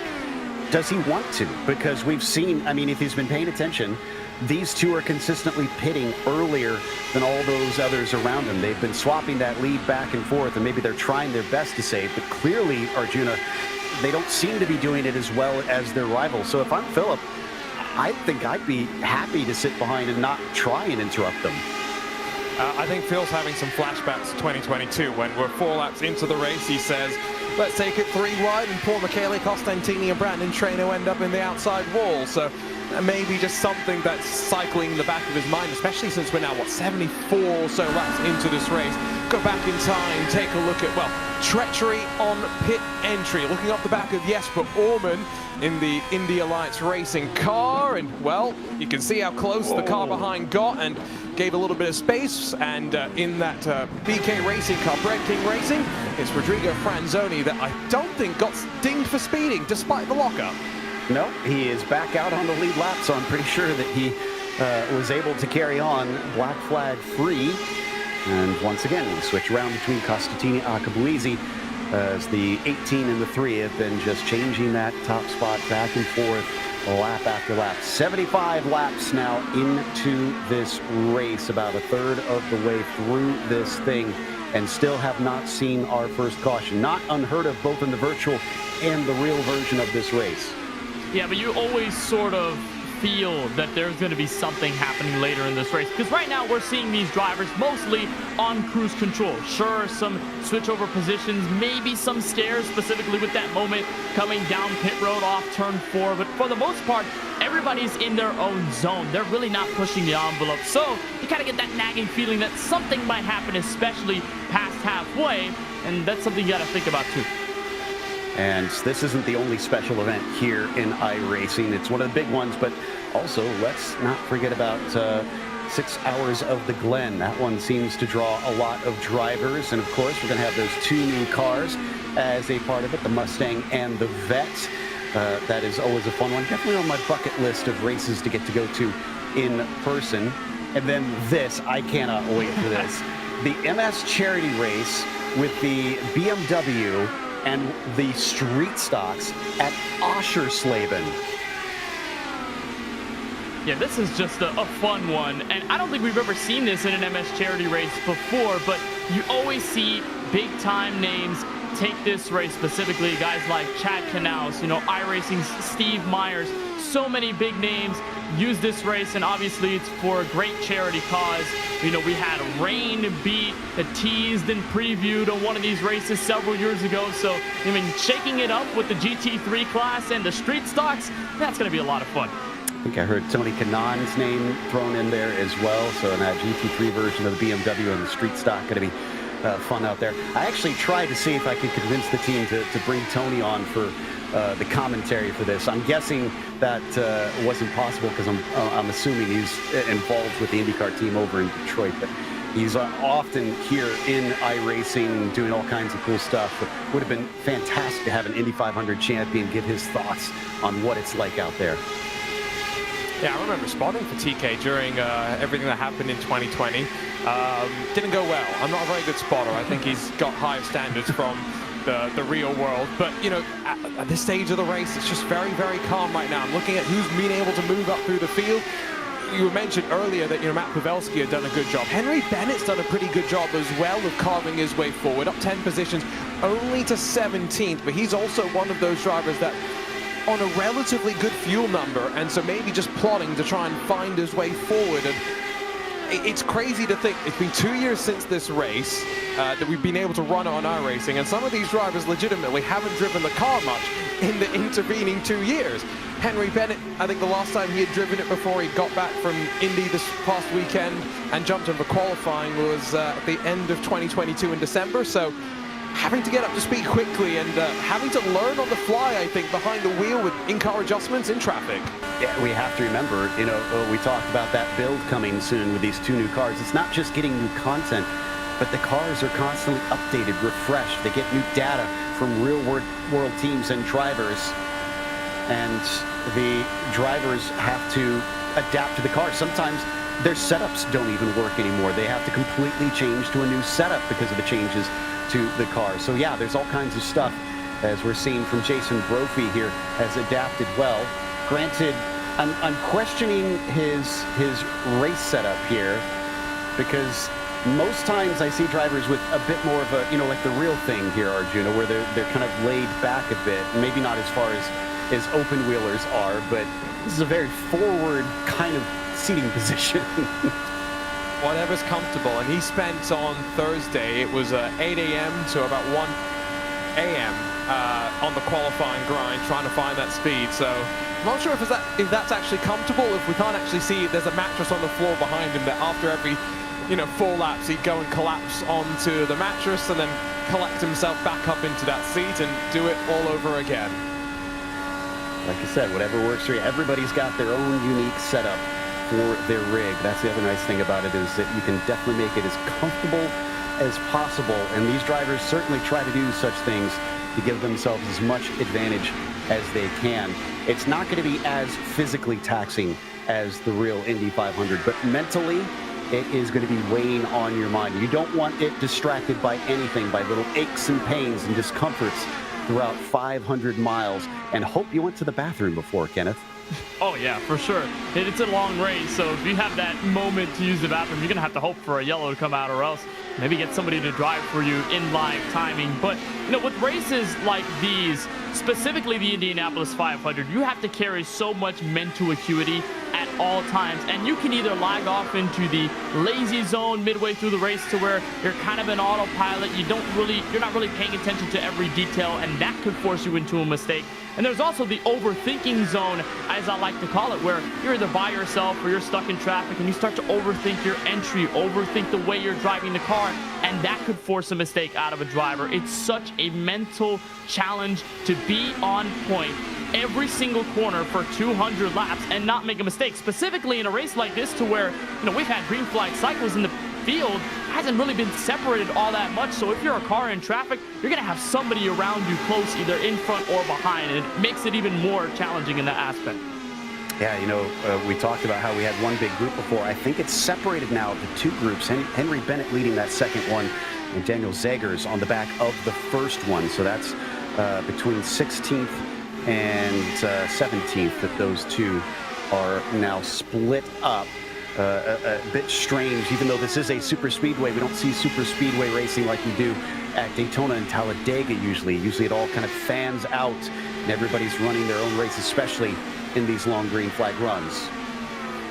Just watching right now as well, the times, that second grouping not working together necessarily as well as that first grouping. As Tanner Watkins comes back down to pit lane, we're only 2 laps away from getting Costantini and Akabuizi back into the box themselves. So this race is flying on past. Never had an iRacing feature Indy 500 quite like it just yet, but definitely proving to be intriguing. And again, 2 more laps before those top 2 into pit lane. Well, if you didn't go to the bathroom before, don't go away, because we've got something awesome here. Let's listen into these cars as we ride on board.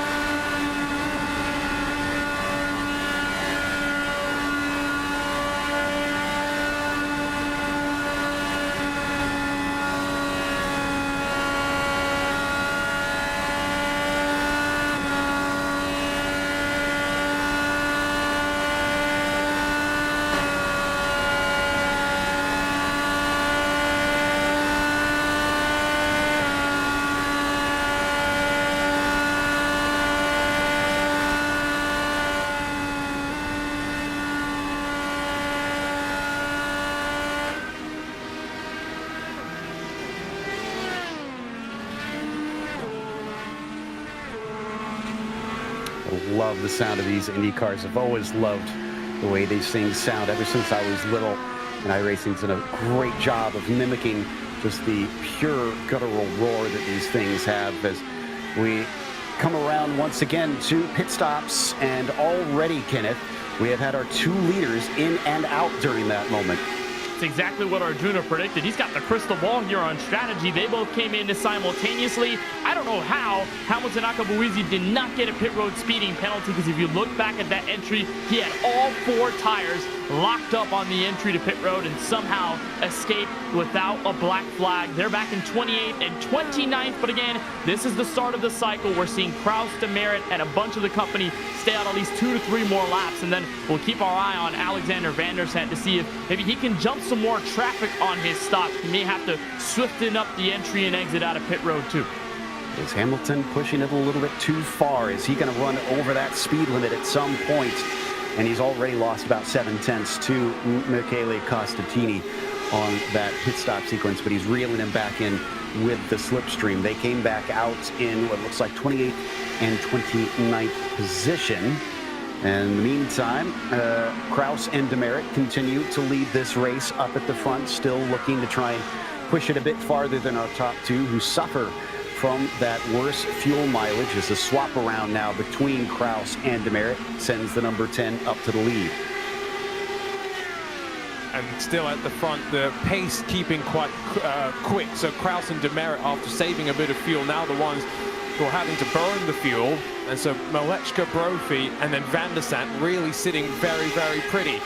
Oster, Harrington, and McEwen, you can see the margins opening up a little bit more. Temperature has been steadily creeping upwards, and we are getting to the point where it's not bad, but it's getting uncomfortable. 125 Fahrenheit, 52 degrees Celsius. This is what happened though on that pit entry. Kenneth down into the box, watch that white line, and onto the brakes from 200 and something miles an hour. Same strategy as him with Costantini. He had almost all 4 tires locked up. A lot of smoke came away from that IR18. And then this is the long wait all the way to his pit box. Remember, him and Costantini have been side by side, front and back on strategy. They have been working in tandem together.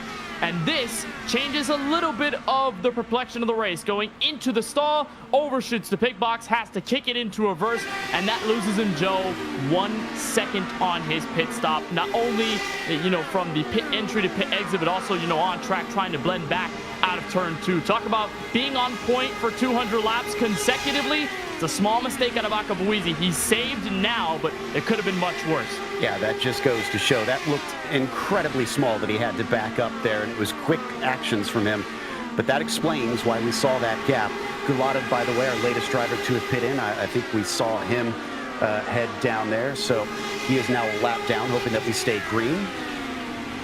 But I do love what we've been seeing so far, guys, is you've been joining myself, Joe Peak, with Arjuna Kankapati and Kenneth Bueno for the 2024 edition of the iRacing Indy 500. This is the open split. Arjuna, you're going to have to rest your voice. You've got a whole nother 500 miles tomorrow for the fixed. Should be fun. We got some feisty racing, and I'm just looking at the qualifying times, right? Let's go back to top 100 in the open qualifying times, right? So that driver was about 0.141 seconds off of pole position. You go over to the fixed, the 100th driver off, 71,000. So literally half of the gap. And that is amongst, let's not forget, almost 6,000 drivers that set times. That fixed setup competition, it's really going to take the drivers to figure out what the car is doing, how they've got to figure it all out. Very different, I think, in some ways to this open setup race where you're not just trying to figure out what the car's capable of doing, you're trying to figure out what you can make the car do. And as we see those numbers there, and this was just the lead up, we don't have the official numbers yet of how many are partaking in this split or even the whole weekend, but just massive amounts of growth for iRacing when I think back to the earlier years for things such as, when it was back at the Daytona 2.4, because they couldn't do the 24 hours yet, and they had the Indy 500, the Daytona 500. We were looking at, what, about 7-8 splits or so. Nowadays, what are we up to? Something, like a couple dozen? Yeah, it's expanded exponentially, and you know that's what's so exciting about IndyCar's return to iRacing when they announced that the license was signed and everything was going down, Joe. It became so exciting for everyone because, and for IndyCar too, because they're jumping into an iRacing sim that has changed so drastically over the last several years. You think of what they did over the pandemic and how much drivers got attached to iRacing over that time since real-life racing wasn't going on. And you look at all the pro championships, NASCAR, you got INDYCAR coming up in the fall, even the open wheel championships with the IR01. It makes things so much more exciting for the sim, and everybody wants to join in. And the sim has definitely been affecting real motorsports as well. The more and more drivers that I get to talk to in the paddock, so many of them will tell me they've been training with iRacing. They've been practicing the tracks and many times in the exact car or very close to the car that they actually drive. And definitely a few IndyCar drivers among those that use this as a tool or even just for fun, as we get another swap around between Kraus and Demerit. Up at the front, car 8 in pit lane. This does not look scheduled. What's going on? This is Andreas Ake, the number 8 down pit road, started 23rd, now back to 27th. So it appeared to be a scheduled pit stop, was in a 32-lap stint prior to coming in, but unfortunately going to be the only car coming out of pit road this time. And now another one. Car number 21 is in, this time by Connor Harrington. Well, these are drivers that have just simply lasted longer. No, excuse me. I think they may be drivers that have just gone a little bit longer. I got a bit confused there on the numbers. So hopefully this isn't too much drama for them, as we are seeing more drivers pitting in. I just got so used to it being shortly after our leaders pitting that the others are coming in. The gap is getting so wide between the top two, or what were the top two, and everybody else who are getting more and more laps over them. And so here comes the Apex Racing machine. Luke McEwen dives his way on in. And so again, remember, we're kind of wondering 35 lap stints. Can Alexander Van der Sant and anyone else get to lap 105? That is very much the magic number that they're all kind of expecting, because we're about to hit the halfway mark of this race. Remarkably, it's been caution-free so far, and so it's these drivers, Rob Malechka, Christopher Demerit, Phil Kraus, just trying to extend as best as they can. 6 more laps until that magic number, at least we think. Trying to see if I can dig up when what the record is for most laps in the real 500 before they get their first caution, because it went a ways in. I can remember a couple years where they definitely had a nice clean race far into it. A lap 100, 250 miles into this race now. Your leader is Philip Kraus, but he owes us a pit stop, and I just heard him on the radio just now saying he's pitting in. He's going to be following in with Philip Kraus, who just dropped to second. We could see these two come down pit road at the same time, and then the third place car, Robert Malechka, Jason Brovey. We talked about Van der Sant a ton, Hugo Olsen. We'll see what they do. It looks like Kraus is coming in this time by a bit of a wiggle coming in, but seems to have locked it up in enough time. And what I'm seeing here over this stint, Joe, is that we're seeing the difference in laps times that you're going into pit road. We're seeing that difference grow much larger with each passing cycle. If you see Costantini Nakabuizi earlier in the race, it would be a difference of maybe 3 to 4 laps. Now it's expanded to over 10, maybe 15 laps in difference between time you come down pit road. So it really has opened up the strategy, and it could give the advantage to these guys further back in this field who are staying out a little bit longer. Certainly, and like we said earlier, drivers are having to think on the fly here. Yes, they have their strategy, but you're going to have to watch out for it as the top two now pit in. Going to hand it back over to Van der Sant, who stays out. No surprises there. Brophy trailing behind him, with Olsen sitting in third. And we're understanding that Van der Sant may have overtaken Brophy recently. Jason Brophy, I think, is having to do a whole bunch of fuel saving, because he's 33 laps into this run and he's trying to extend as far as he can. So we are very much looking like right now there are a couple of favorites, I feel as though, on this strategy. You'll see a couple more cars. Brophy peel off to the left. So Van der Sant and Olsen find themselves up front. Teammates able to work together. And Hugo Olsen, the Swede, 2 times open wheel 500 champion, is maybe also the one to watch in terms of what happened back in 2022. We were watching those highlights at the start of the show, Joe, and I mentioned the chaos that we had at the end, right, where cautions bred cautions. He got mixed up with Rob Malechka. He thought he had a car and was in a position that he could go on to win. Right now, those two drivers seemingly amongst the few that are putting themselves in that magic window. So we're hearing that there was a bit of a jump in the pit stop there, or at least came out behind him, as we watch him now trail up behind one of our cars that I think is already pitted and get underneath them. That is Daniel Zegers, who is a lap down from our current leader, Van de Sant, who continues on. We heard Arjuna, lap 105 is the mark he is going for. That's still a ways away, with about 7 or 8 more laps before he hits that time. And in fact, he's going to be swapping with that lap car. Sager's going to go right back in front of him.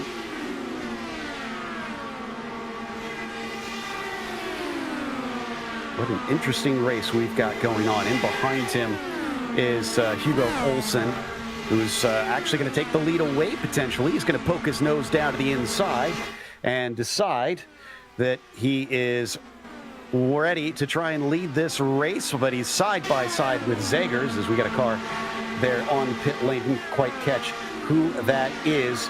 And coming down the back stretch, looks like Zegers going to be staying in, just behind him, or just ahead of him, and not anymore, as he's going to be able to get inside. Car 5, we're hearing, was the driver in pit lane. It was Jacob Oster and Christian Steele, the Team i5G counterparts, that made their way down onto the lane. Those were the ones that fought at the front at the end of 2022's race, and finally the teammates split up, and so Alexander Van der Sant's the only driver that's going to make his way onto lap 106. Hugo Olsen down to pit lane, and what we'll see as well, Kenneth was saying, right, Joe, that the delta between them in terms of the pit stops is increasing. Initially it was, what, 3 or 4 laps, now it's as much as almost 10 plus laps, 17 in the case of your leaders. It's also going to mean that Olsen and Van der Sant are dropped even further back in line. So we'll see what they can do in even more dirty air, because they're going to find themselves with some work to do to close back up to the very front. Absolutely, and there we go. Oh, and it's not, is it at 105? Yes, it is. Yes, it is. Van de Sant on lap 106, just continuing to push the limits of what this fuel can do. And we talked about my experience watching him in the IMSA Vintage Series, usually an incredibly fast driver there, not only fast, but light with that right foot. I wonder, with the way this is shaping up, if this is indeed going to be the winning strategy. It might, and Van der Sant could come out at the very moment that Costantini Nakabuizi do. There he does, launching out of pit road. It was a 30.3 second gap when Van der Sant entered pit road from him and Costantini. The 2 leaders go by. Philip Kraus is also going to move his way through in just a moment. He's getting through turn 2 now. So for Van der Sant, he could be in a great position. He gained some spots. He may fall to at least 5th place, but it could be a good start for Van der Sant. And if we do get another stop, which we expect at least 2 more, Van der Sant will have an even bigger gap to Costantini Nakabuizi in the next stop. So this is a prime saving strategy for the 19 car that could gain him some track position later on. Watching them as they come out of turn 4 back onto the main straight. Once again, it returns to how it was. Malechka is down in 7th. Now, did he have an issue on that last pit stop? It looks like a normal time, 9.7 seconds. I wonder if maybe he missed his pit stall or just didn't get the margins right. They're all in that little grouping. Track position for them, I don't think it's too important, because you've got some of the i5G teammates, Power Slide, private label team hype mixed in. The really important thing is that finally, Akabuizi and Costantini have been able to break away with their different fuel strategies. So it's 4 seconds or so the margin between the breakaway leaders and then those fighting third on back. But again, 2 very, very different strategies for those that are joining us already halfway through this race. We've been caution-free. We're hoping we'll be caution-free to the very end. Setting itself up very, very nicely as the pace between these 2 packs, at least last time by, basically identical. But the real test will be when we get down to the last stint, the final 30 laps or so, where drivers will have the gloves off and the patience will have to go out the window, and it's all about the win. if you're in that front group, surely the intensity is going to rise and the likelihood of those cautions is also going to go up. Will we get a repeat winner? As we mentioned earlier, only 2 so far have managed to take 2 wins in the open setup races. And right now, you have to go all the way down to 14th for our first former winner. Christian Steele and Joshua Chin have been trading that back and forth. And when you look at the stats between different winners and this year's edition of the iRacing Indianapolis 500, looking at the top 10 charts after Friday, they had 4 previous winners of the race, whether it be through the open setup event or the fixed setup event that's usually run on Sundays. So it usually favors those who have been to victory lane before. We've talked about Brandon Trano winning 3 in a row in the iRacing Indianapolis 500. You also have, an average starting position of 5.3 for the winner to get to victory lane from 2020 to 2022. So it really rewards those drivers with more experience and those who are able to start up front in the field. So we could see that happen theoretically in this race and, turn a new page in history with a former winner. Van de Sant here now suddenly in third with nobody in front of him, but he's been kind of swapping back and forth with Olsen. That's the race for third you see there on the bottom of your screen. Is this going to hurt his fuel mileage? Now that he is kind of having to push the air a little bit more. Before, we've watched him just kind of ride behind everybody else, and that has certainly helped him.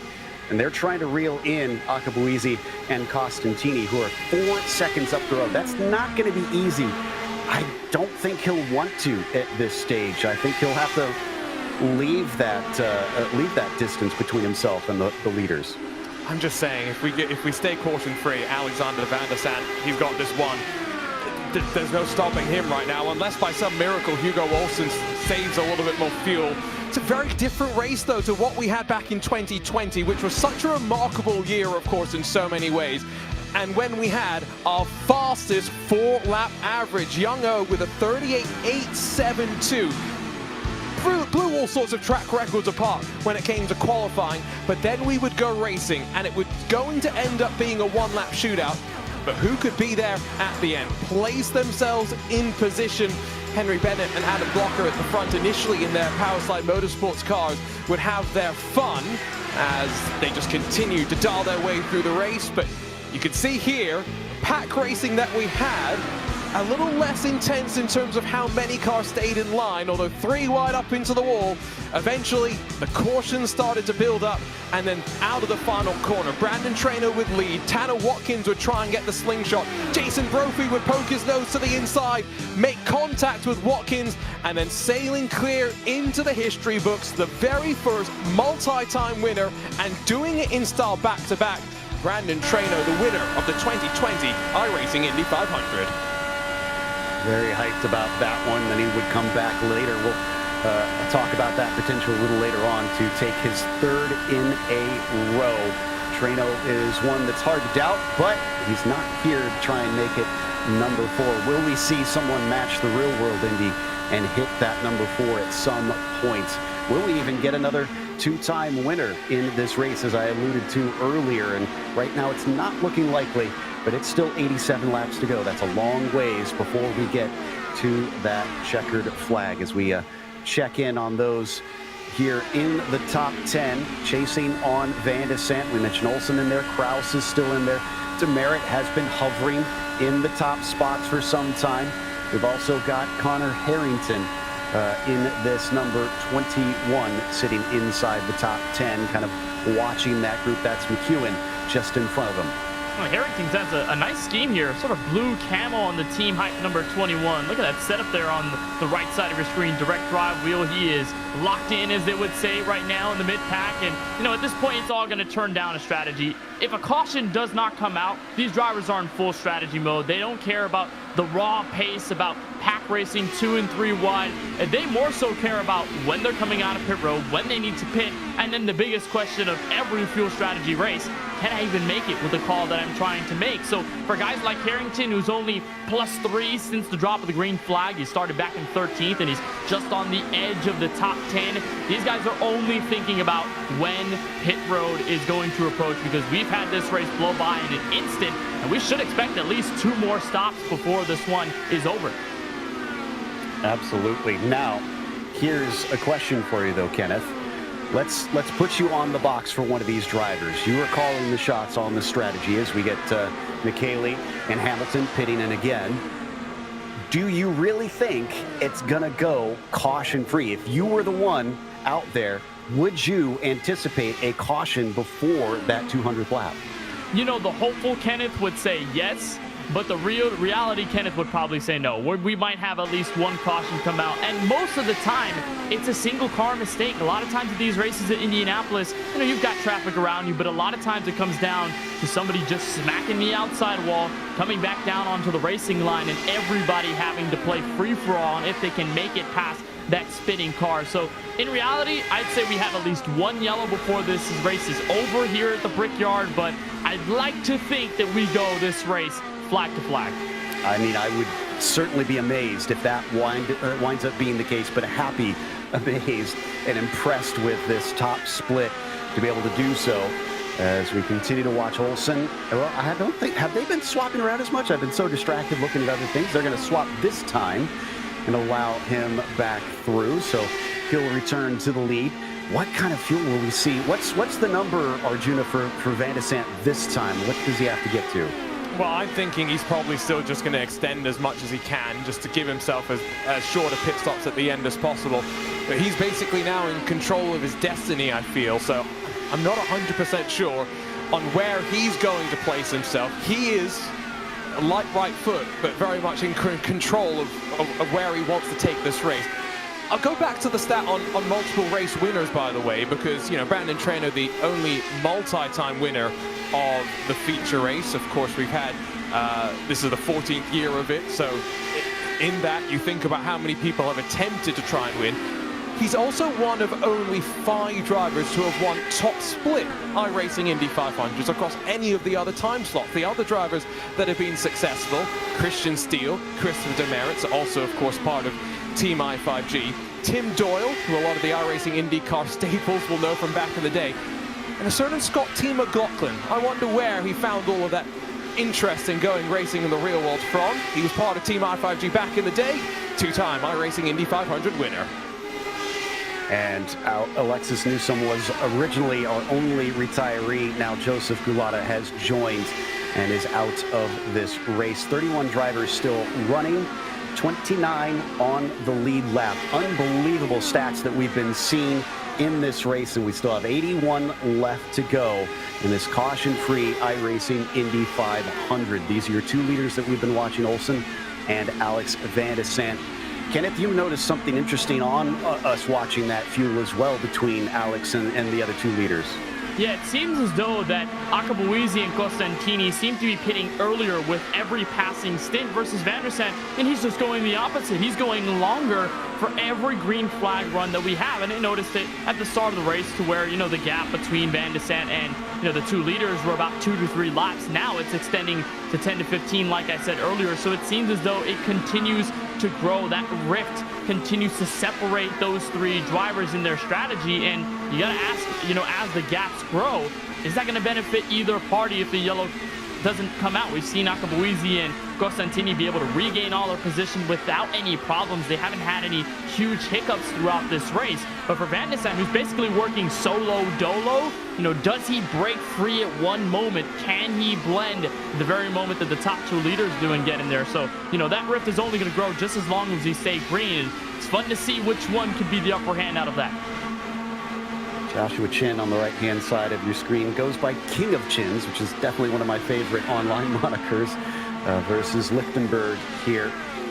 They've been close to one another and swapping a bit back and forth, along with Christian Steele for 11th, 12th, and 13th as they sit right now.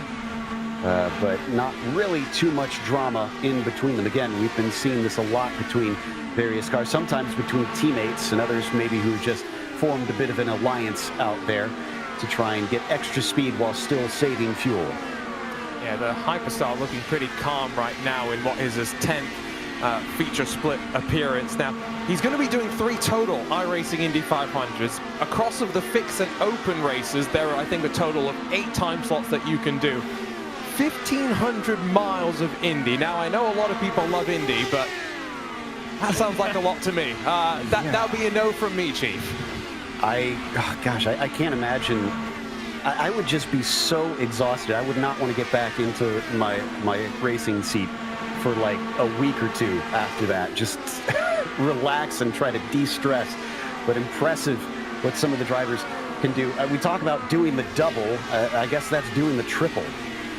Yeah, that's doing a lot. And that almost reminds me of drivers who do solo 24-hour races. I've seen several, whether it's the Daytona 24, Nürburgring 24, even, the Mooncar 24 with the Mazda Miatas at Martinsville, doing that solo, running lap after lap after lap, specifically on an oval where things don't really change with the corners and you don't have, lefts and rights to deal with. It gets so tiring mentally over a long race. I think I wouldn't be one of those brave enough at heart to do a race that long, let alone do maybe 3 to 4 Indy 500s over the weekend, back to back to back to back. Well, we saw one sim racer race real racing and then go on and do the sim as well. Max Verstappen running the 24 hours of the Nürburgring and then going and racing at Imola as the 13 takes his pit stop. Maybe we could convince Max to do the virtual Indy 500 one of these years. Max does love a virtual IndyCar. If you go and race in the INDYCAR Fix Series, you might just find a certain Max Verstappen and some of the Red Line teammates popping in and out occasionally. And it's quite funny as well how many people do enjoy oval racing. I think about two of the biggest names in iRacing's road course competition, Kevin Ellis Jr. and Zach Campbell, who were turned by the Apex Racing Academy from kids that would hang out in the IndyCar Fix Series to two of the top racers in the Porsche Esports Super Cup. So, it's just one of those cars where, Joe said that you dream of coming to race up here. So many people enjoy it, and it's so many different ways that you can do it on iRacing now. There's fixed open set up for road and oval racing basically every week. So never been a better time to jump into the Stellara IR18, and who knows, of course the hybrid's debuting in the real world, so at some point, hopefully, fingers crossed, we get that in iRacing soon as well. Well, since we're live on Twitch, let's see if the Twitch chat can get a hashtag Max Verstappen Indy 500 in there. Or is it Max Verstappen iRacing Indy 500, I guess is what we should specify. See if we can get him to try and come along for next year. But regardless, whether he does or not, we have a lot of drivers that are trying to take a win here today as we get another swap around for Van de Sant and Olsen. Actually, that was Burmeister. That was a car being lapped that he just went by. We're up to 3 cars that are lapped down, 4 cars that are lapped down as Costantini is currently the last one on the lead lap behind Akabuizi. Yeah, Burmeister pitted about 4 laps ago, so he was one of those on a similar strategy to, let's say, a Tanner Watkins, one of the earlier pitters throughout this cycle, and that puts him directly in the middle here. But now he's all the way back to 3rd in this line of cars, and here comes Hugo Olsen, challenge for the lead in 1. Van de Sant gonna let him by at the moment. I think, though, for the people trying to get Max to the iRacing Indy 500, I'm sure nobody would be mad if Verstappen went to the real-life Indy 500 and tried to run it at IndyCar, too. Oh, absolutely. Good luck telling Red Bull that he's going to be taking off from Monaco, though, I think. But we'll see what's possible as we watch them again, just swapping around back and forth. That was Philip Kraus and that bright magenta machine just going by Burmeister as well. Again, I said it earlier in this race, Kraus has been the dark horse out there. He's been the guy that's kind of just hovering around at the right place at the right time. What has he got that we don't know about here? As we now are down to 71 laps to go, almost 70 laps to go in this race. It has absolutely been flying by. We're a little more than an hour and a half into this race, and we're getting close to the 3/4 mark. You guys are sitting here talking about getting Max into the Indy 500. I'm sitting here thinking, let's get one of these drivers out there to the Indy 500. Now, that would be quite scary. Yes, I recognize that. But, I mentioned Scott McLaughlin's come and done some races here. The very first winner of the iRacing Indy 500 back in 2010, certain Brody Kostecki. So, there's some history for real drivers coming and playing in our virtual world. Let's send our virtual drivers to go play in the real world. It's down to pit lane, Luke McEwen, followed in by Connor Harrington. about 31 laps or so for them. So next in should be around Phil Kraus, 2 or 3 laps before he'll hit the box. Didn't Junior also race in the eNASCAR Series during its first year? Yes, he did. Yeah. He was the first ever winner, yeah, Daytona International Speedway back in the 2010. How fitting for him. Yeah, there is definitely plenty of crossover. I mentioned earlier, there's getting to be more and more of a blurred line between sim racer and real racer as drivers are finding opportunity, sharpen their skills here, get out to the real thing, and show what they can do. And let's see if any of these drivers could maybe do that someday. Some of them might be a bit old, but we do have a lot of youngsters in here, some in their teens still, some of them older drivers too. That's the beauty of sim racing, is we get that wide variety of drivers in all ages of their virtual career getting to attempt this.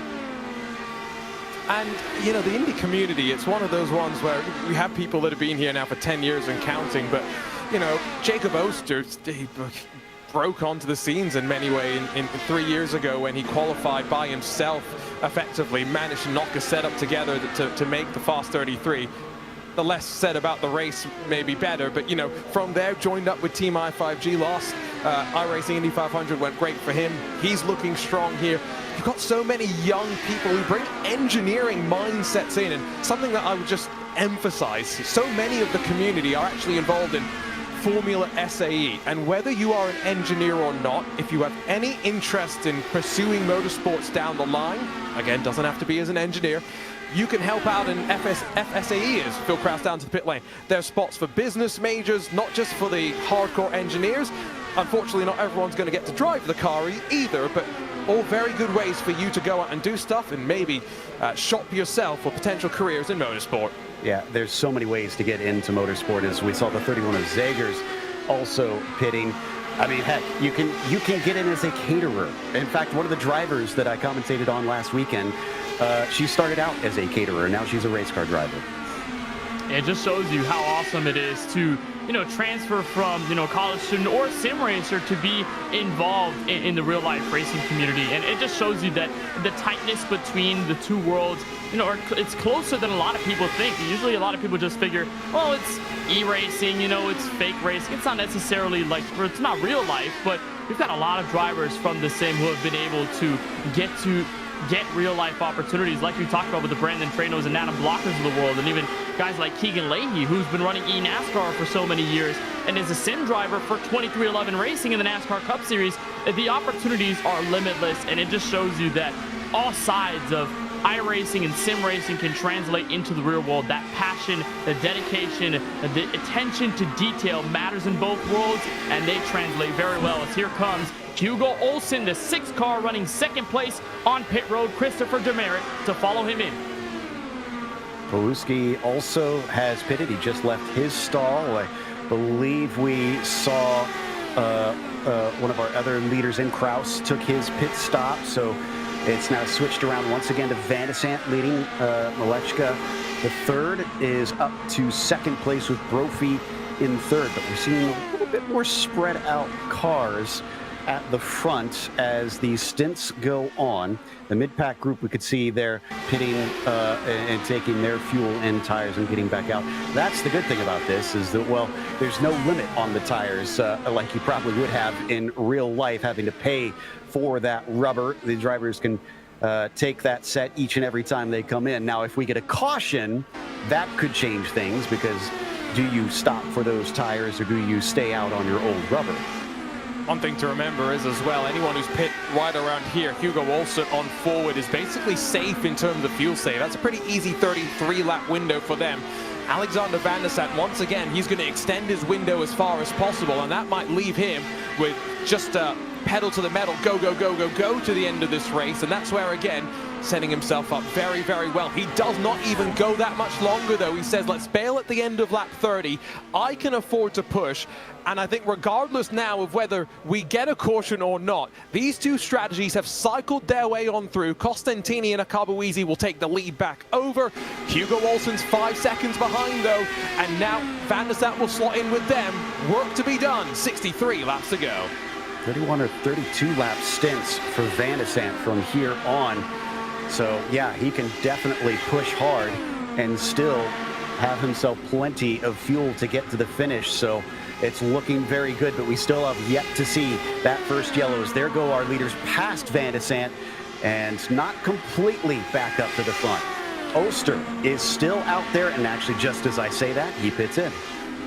And for Van de Sant, he is going to have fresher tires too. You know, that's what we saw in the last run where, you know, he dropped back to maybe 6th or 7th place, but because of the fresh tires and that fresh off pit road race car, he was able to patrol his way through that little group that he was around and get in front of Hugo Olsen, and that's what turned into the back and forth slingshot action that we saw between the 6 and the 19. It just feels though that the gap this time by grew a little larger than expected. Costantini and Akabuizi still in easy, calm territory. They really haven't been threatened all race long, either by lap traffic or any other lead lap group. So we still understand that there's going to be at least one more pit stop or two before this race is over. So it seems for Van de Sant there, maybe not the best stop. It didn't get him any closer to these two. Keeps him with Hugo Olsen like it did last time. And we're back at the same place that we were not too long ago. We still don't know. Will it be Hamilton and McKaylee fighting for the winner? Will we see Van de Sant pull that fuel strategy on them to overtake them when we get down to the finish? Shockingly, 29 cars are still on the lead lap of this race without a single caution yet. Only Burmeister and Carey have been lapped by the field. We're probably going to know within the last 10 laps which way it's going. At that point, a caution also ends up packing the field back up. We'd probably see most of the strategies equalize and everyone come down to pit lane back in time. Go check out what happened to Josh Chin in that purple private label Team Hype machine. Has got some clean air in front, but you could just watch the body language of the car. It's always sliding around. It was already moving through one and out through two. Big moment, and watch the hands at play here. You talked about not losing focus in this race. I think this is a good example right here. And he didn't even reach the curb, so it wasn't the curb. That thing just started to go almost immediately. I wonder, Kenneth, if he just wasn't on top of his tools inside the car, or what happened there? Maybe not. Maybe the weight jacker was set a little bit too loose for the race car to handle there in that second corner. And for Chin, I mean, we were talking about it, that's an almost yellow. That's a scare that could have brought us our first cautionary period of the race. Thankfully for Chin, he's only back in 16th, and he's got traffic in front of him that he could just draft off of. But that's a big mistake, something that we really haven't seen all race long. Could have reared its ugly head towards our first yellow with about 60 laps to go. Thankfully, he keeps it righted. Weirdly, I don't think it would have changed much if it had happened after all those pit stops were done, which I think it may have, because basically it just would have slowed the field up, and most of them would have just finished their pit stops. If anything, I wonder if it would have helped out these two to be able to kind of reset to be on the same strategy as many of those around them. This is from third on back that we're watching. Olsen, Van de Sant, Kraus, and Demerits in this group. Now, we've got another replay. Did we also miss another little incident? No, this is another look at what happened with Chin. Let's watch the hands here. Again, impressive stuff. I can't stress how scary this is. And again, you saw through 1 and 2, car didn't look too... something was already a little bit unsettled and maybe just overcooked the right tire, right rear tire in particular. Now, we are going to see Costantini and Akabuizi into pit lane in 2 laps time, and so that's really going to give us a bit of a sense for where they cycle out. Remember, expecting them to make one more pit stop if we go caution free to the end, to this pack that we have on screen in front of you, where the Powerslide Motorsports duo up front swapping back and forth, but you still have private label Team Hype representative Phil Kraus there, Team i5G's Christopher Demerit, and then Rob Malechka and Jason Brophy right at the tail end of that grouping. As it seems right now, Joe, these are the drivers that are sitting pretty and thinking, let's just get to the end and be there on lap 199. Exactly. You have to position yourself at this stage, trying to make sure that you're in the right spot. We're talking about Formula SAE. Garrett Lowe was a part of that program. I know you guys were talking about him a little behind the scenes, one of our NASCAR drivers getting involved in the mechanical side. And that's University of North Carolina, Charlotte, the 49ers. That's what Garrett Lowe represents. And there's a look at him on this big group photo with the Formula SAE car. Just shows you the opportunities of, eNASCAR drivers getting into college, and a lot of them very young in the esports scene. They could take advantage of stuff like that and be able to get a job in motorsports that way. Lowe riding a pretty good high, won a couple races in the eNASCAR College iRacing Series, Joe, and also just got a win recently at Charlotte with the closest margin of victory in eNASCAR history for the team that he runs for, BS Plus Competition. So Garrett Lowe has a lot to look forward to in this sim, but also making his name known in the real life as well. If you're wondering which one he is in that photo, look in the upper left. He's the only one apparently not looking at the camera. Someone missed the memo apparently from the photographer. But yeah, great stuff there from Garrett Lowe. As once again, Costatini and Akabuizi are in pit lane. When was their last? It doesn't feel like their last stop was that long ago. Like I said, right on cue, 2 laps into box for them, and another 28 lap stint basically on synchrony. They are hitting their marks about as perfectly as you'd like it. Again, the question is going to be, where do they feed out relative to everybody else? They've dropped into their box, 4 Firestone tires, a fresh tank of fuel getting loaded on as well. Now, they'll stay on the lead lap. That is the important thing about being out here at Indy. Question is, how much traffic will they have around them as this battle for turn 3 exits out onto the pit straightaway? Costantini and Akabuizi on the short chute, heading out of turn 2 right now. Yeah, haven't seen a whole lot of that lap traffic. As we said, we've only got about 3 cars that have been put a lap down. Burmeister now the latest to have been lapped. Costantini, the most recent one on the lead lap. I think Chad Simpson, the one that we're still waiting on to take his pit stop and head in and out while we watch Olsen and Van de Sant continue to swap back and forth. Again, while these two, and we've been watching Hamilton and McKaylee do the same thing the entire race, there's no way that will continue to stay as is for the last few laps. Someone is going to try and break out and take this win. Yes, they might be teammates, and yes, they might be working together now, but they both want the win. And the important thing is, for our viewers who are used to NASCAR rules, Kenneth, this is INDYCAR rules. There are no green, white checkers. If we get a yellow within the last 4 laps, that's it. Yeah, you don't get any opportunities at what they call overtime. This race is going to be over. And I'd imagine that because we've gone green this long and because this race is pivoted so closely to what's going down strategy-wise, you're looking at lap 150. These final 50 laps are going to be of utmost importance. That's when somebody makes a unique stop. That's when somebody makes a peculiar call at first that could shape out to be a winning call later on in the race, because that's the only thing you're working off of. You're not working off of short runs and cautions. You're working off of long green flag runs and different times that drivers are coming in. So you need to be one of those guys to say, hey, I'm willing to put my hand out the window first. I'm willing to risk it if it means I could win this big race at the end. And if it doesn't, oh well, I tried. But look at this up for the race lead. It is getting so close between this pack of cars. It was about 5 that are now within about half a second. Christopher Demerit, Philip Kraus, Robert Malechka, and you can even add Jason Brophy into the mix. It's not getting far at all when you look at these top drivers in the top 6. Yeah, it's starting to change complexion now.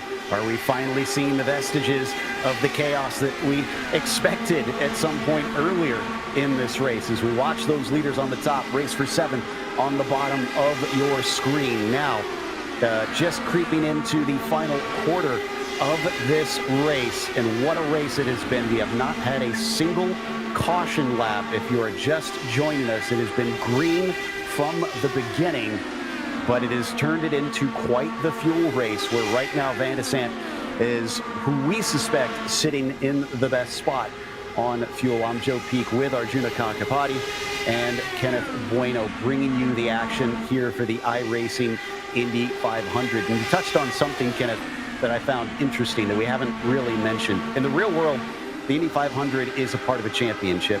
And yes, every driver is mostly just wanting to win that race, but they have bigger pictures to try and think about. This doesn't have that. It is a standalone event. It is checkers or wreckers. You want to win or nothing else.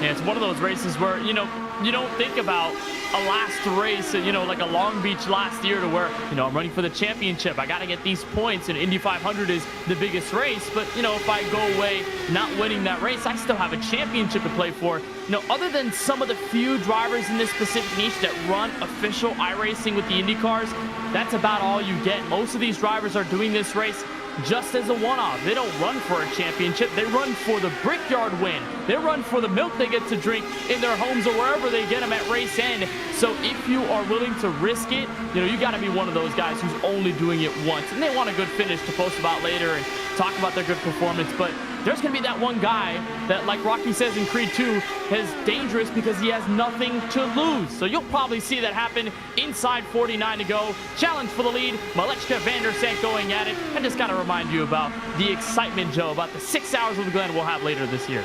Not the reference I expected in this broadcast. And yes, the 6 hours of the Glen, one of our special events coming up a little bit later this summer. Looking forward to that, as we'll have those GTP and GTD cars racing, and then of course the MS charity race, as we mentioned, at Oschersleben with GT3 BMW and the street stocks. Going to be a whole lot of fun on that circuit. I cannot imagine how they race with one another.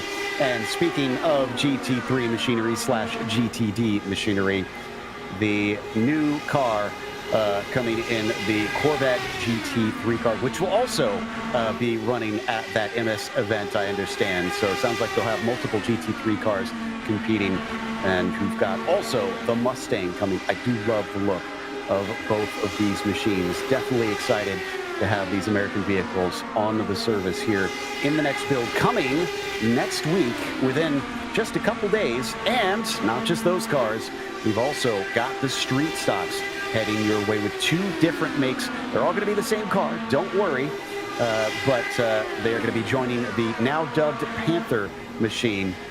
And then, of course, let's not forget about what else is happening later on this season. The INDYCAR Butt Kicker iRacing Pro Series, taking open wheel pro racing on iRacing to the IR18. That is going to be fantastic. Prize pool of $50,000 up for grabs for our drivers. One thing I love about iRacing is they bring that incentive to the drivers. They are competing for a lot of money over all their various professional series that they organize and run. Can't thank them enough for all they do for the sim racing community and giving these sim racers the chance to say, I am a pro. What's happened to Hamilton here? He's not with his friend. Has he disconnected?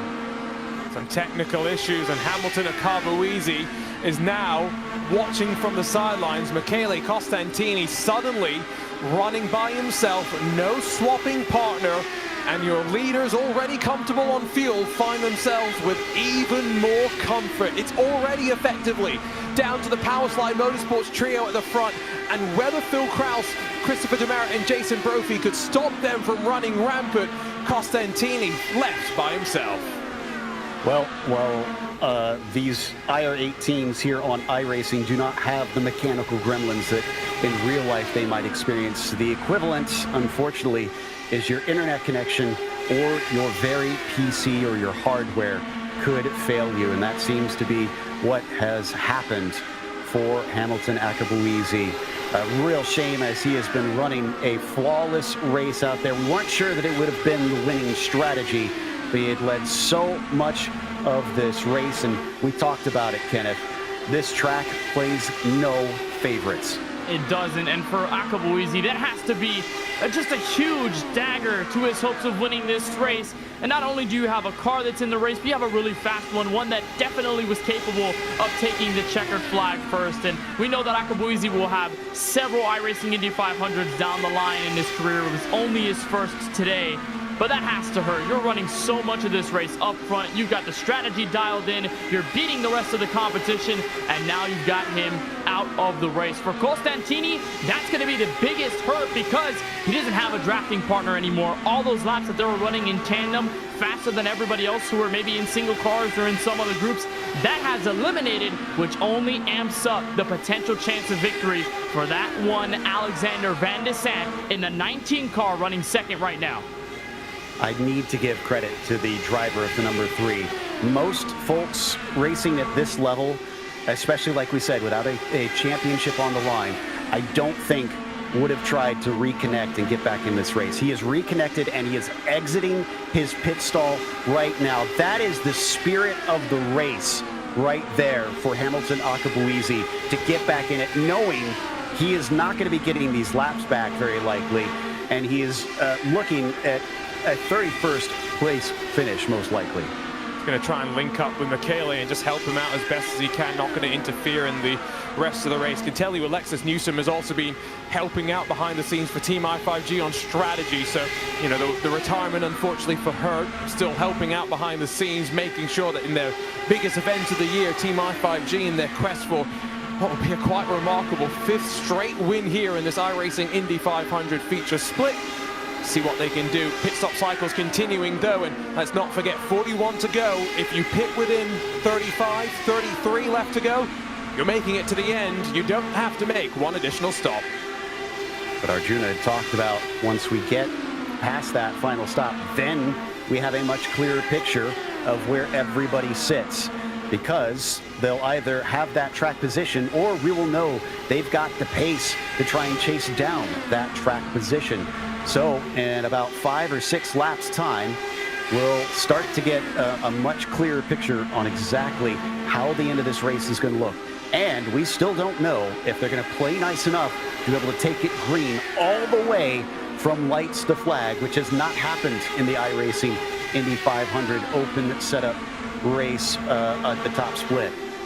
And Arjuna made a fantastic point about in several laps, if you come down, you will be able to make it on fuel to the rest of the race, and that's something that Michele Costantini cannot do. He is on lap 15 of his stint right now, so he cannot make it to what's going to be lap 200 with about 39 to go this time by. He has to pit at least one more time or perform saving in a miraculous fashion to somehow grab the race win. It is going to be really close between Costantini and these guys, because I think right now, give it maybe 3 or 4 laps, they're good, and they're still on lap 24 and 25 of their stints respectively. So good news for these guys who are leading the race now, hanging back in the top 5, top 10. They've got a shot to victory with this fuel strategy.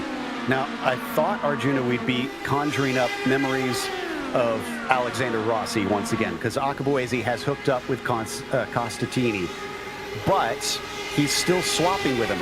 If he needs to save fuel, I thought for sure Hamilton would just sit in front of him and pull him along to help him make those fuel numbers.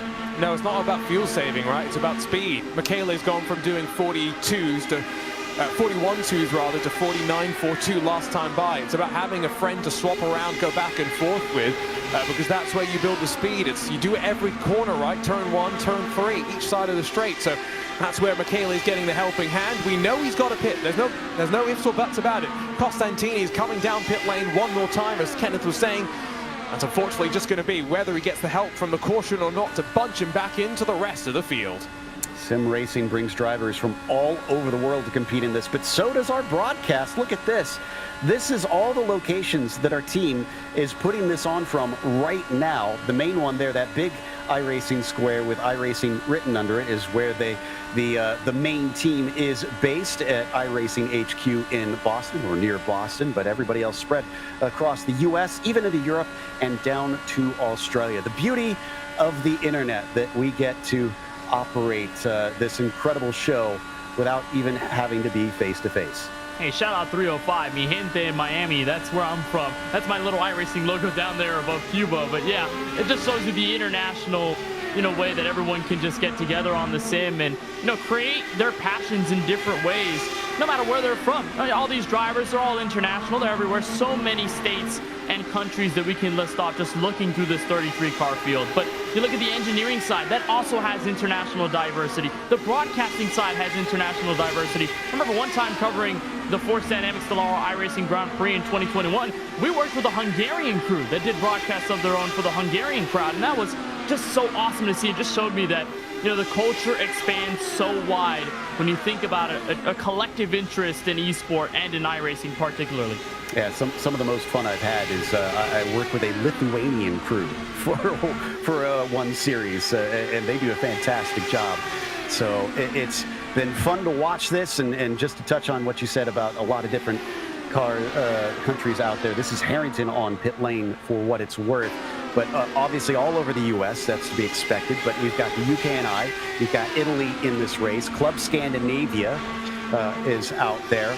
And we've got Canadians as well. So, yeah, there are Hispano-America. I think we mentioned Argentina for that driver. So, yeah, lots of drivers coming in from plenty of places. Last stints now, Arjuna, as we get to finally see who has what cards in their hands. Yeah, and again, strength in numbers here really is putting Powerslide Motorsports into such a great position. For Van der Zandt, Malechka, and Olsen to be able to lead 1, 2, and 3. And for only Phil Kraus and Jason Brophy to have each other in this leading group, because Christopher Demerit's representing Team IFIG by himself, they are going to be feeling very, very confident. The only thing they'll be a little bit worried about, well, if the caution does fly, what happens to everyone behind? Because as we saw in the 2022 edition of the race, cautions breed cautions, and we just saw more and more chaos in the closing stages. Weather has been slowly creeping up as well, albeit slightly hitting a plateau.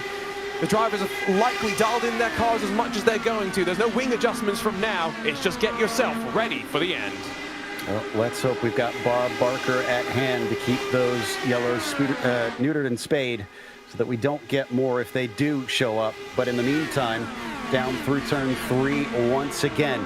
We've been watching a lot of these familiar faces running at the front in this race, and it hasn't changed a whole lot. Kraus is now going to be one to blink. He is going to pit with 33 laps to go and take his final stop. And he is one of the solo drivers to come in. The next one following suit is the 20 of Christian Steele, the last winner of the Indy 500 on iRacing back in 2022. So you've got limited spots that drivers are coming in for pit road with. You're not getting a heap of drivers in numbers entering. Just, again, different strategies, trying to go a little earlier or later, and that could mean the difference between being in a spot to win or not at the end. And I'm even more curious to see how Van der Zandt plays this strategy, because last time by, he went only lap 30 on his stint before he comes in. Now 31 laps in, he's entering pit road. Malechka right behind him. Kraus is already out from his pit stop and on his way. Normal stop 9.4 seconds, so no advantage gained there. Who could go long, maybe not change tires, and have just a quick splash and dash and be out there shorter than everybody else? As we watch many of our top runners look for their stall. Cannot miss it this time. You have to hit your marks. It's going to be 4 Firestone tires for them all. Don't think there's going to be anyone who has such a short stop. That includes Michele Costantini, that they won't take the extra time it takes to get up on the jacks and then sit back down. Van der Zandt going to be off and away. He is mastered as well, dropping and rolling the clutch and rolling the speed. Here comes Demerit. What's it going to be like on the merge though? Where does Van der Zandt, Malechka and Olsen fare out regarding to Phil Kraus? I'd say right with them. We're still watching the 4 past the yard of bricks here on pit lane. And yes, I can report that Kraus is just with Malechka in about 9th and 8th place. And also to the right behind Van der Zandt. So what that means, Joe, is that Michele Costantini is sort of on an island by himself. He has Akabuizi now right in front of him to help. But again, you know, you've got so many numbers back there that could play a role into this race. And here's another driver coming in this time. Jacob Osser has just come out. You've got Jason Brophy, who this time is in. You're watching on your screen. And there's Van der Zandt all the way back to Costantini by at least 14.5 seconds and still trying to close. And there's Demerit back and forth. Here's the pass. They're going to be able to breeze past him. I don't think it's time for the Dragon quite yet, but I'm sure we'll see it come out later on in the race. The last couple laps as drivers try to position themselves to be in the lead. So there you go. Demerit sitting behind Kraus, behind Van der Zandt, but that's just 4th, 5th, and 6th position. Costantini, Brophy, Chin still need to take their stops. Here comes Brophy. Oh, it's a wiggle and pit exit here. You watch the cars in real world. They are hustling. They are moving. Brophy's going to slide backwards, maybe a bit closer to Hugo Olsen, who overshot his box than he would have wanted to. Chin's now down to the lane. It leaves just Michele Costantini, the sole marker yet to drop in terms of strategy. And that shot into turn 3, I think, tells you all that you need to know. If we stay green to the end, and there's a big if around that one, these are the cars that find themselves in contention. Costantini now needs to take that final stop as Chin exits and trundles down the lane. But it looks like those that he was hoping to compete with have flashed past prematurely. They are definitely a little bit too far ahead for him to be a factor. And now you're watching these drivers push. They're starting to use whatever is available left. And we've been watching battles all throughout the field of guys that are seeing this moment of the race and saying, yeah, this is my go time with 28 laps to go. If I'm good on fuel, it's no worth to ride around for the rest of this race. 16th, they were about 3 wide. And Joe, if there's any breeding ground for our first yellow of the day, this will be it. They were 3 wide for a moment. They had to push by the lapped car of Tanner Watkins. They remain going side by side, but it's at least 4, 5, or 6 cars that are under a blanket, and they are all pushing, no doubt about it, for whatever track position is left. So keep a keen eye on this mid-pack. They may play a pivotal role to what could be our first caution of the race, and maybe our first chance at looking how the strategies could fare out at the end. Yeah, Russell was leading in that 16th spot until Franzoni now takes it away from him in the red and black machine. Orman is behind, and then you've got Watkins, as you mentioned, who is a lap down. But they're being caught by Ike and Bennett, who are also going to be fighting for position. Burmeister, another one in that group that is a lap down. So this is going to get fascinating in that group. How hard do they fight for that position at the end, knowing that if they bring out a yellow, that could really throw a wrench in many other people's strategy for what a race that has so far been clean, green, and mean. And there's that middle pack as well, where you've got Brendan Lichtenberg, Jacob Oster, Christian Steele, Connor Harrington, Luke McEwen, Peter Berryman, Josh Chin, and the names keep climbing up there. So, you know, no matter where you look, the risk for the caution is real. Only problem is Costantini has just clicked on to lap 29. He's due in pit lane and right on cue. Here he comes with Hamilton and Carboisi. His quest to try and extend the stints as far as he could at the end not going to play out, and instead he'll drop back in towards the mid-pack, and you'll see what happens with 24 laps or so left to go. It's got to be gutting for him. Thought he had the winning strategy, but it all has come apart in the final pit stops as those around him saving that extra stop, finding themselves now leading the race. Demerit, Van de Sant, Kraus, Malechka, your top 4. You know, I wonder, guys, if Alexander Van de Sant is seeing what's going on in the mid-pack and saying, please, please, please do not crash. I do not want a yellow with the strategy that I built up for the entire race, and also to have 1 yellow in the middle of 176 and counting green flag laps. It takes you for a ride emotionally. So Van de Sant probably a little wary and maybe feeling the pressure of, if somebody else falls out of control, my race could be doomed in a sense, strategy-wise. Thankfully, all the battles have mostly simmered down, and Van de Sant can just hang by Demerit, and then we'll have a question, guys, of when is go time for those two and those behind them later on. Oh, and there's the yellow! Like there it is! It's a car flipping on the back straightaway. Peter Berryman out of the Apex Racing team goes for a tumble, and for the first time, it's McEwen and Berryman involved. For the first time, we've got a yellow flag at Indianapolis. So this, I think, starts with McEwen. Berryman, I think, getting involved after the fact. Oh, my goodness. And I said earlier that turn 2 is a treacherous place. It has bit them with McEwen making contact. I didn't quite see who it was with. I'm checking real quick, see if I can find. It would have been, I think, Josh Chin who Yes. McEwen was battling with at the time. So I think if we go back to the replay, we'll probably see a little bit more of what happened between them. Wow. So Josh Chin's going to escape that one. Very lucky to not get involved in that wreck, even though he had a little bit of that contact. He'll continue on in 11th position. But for the first time, we're going to have drivers retire, we believe, due to a wreck. And we will not get a full green running of the iRacing Indy 500 in 2024. This resets a lot of cars.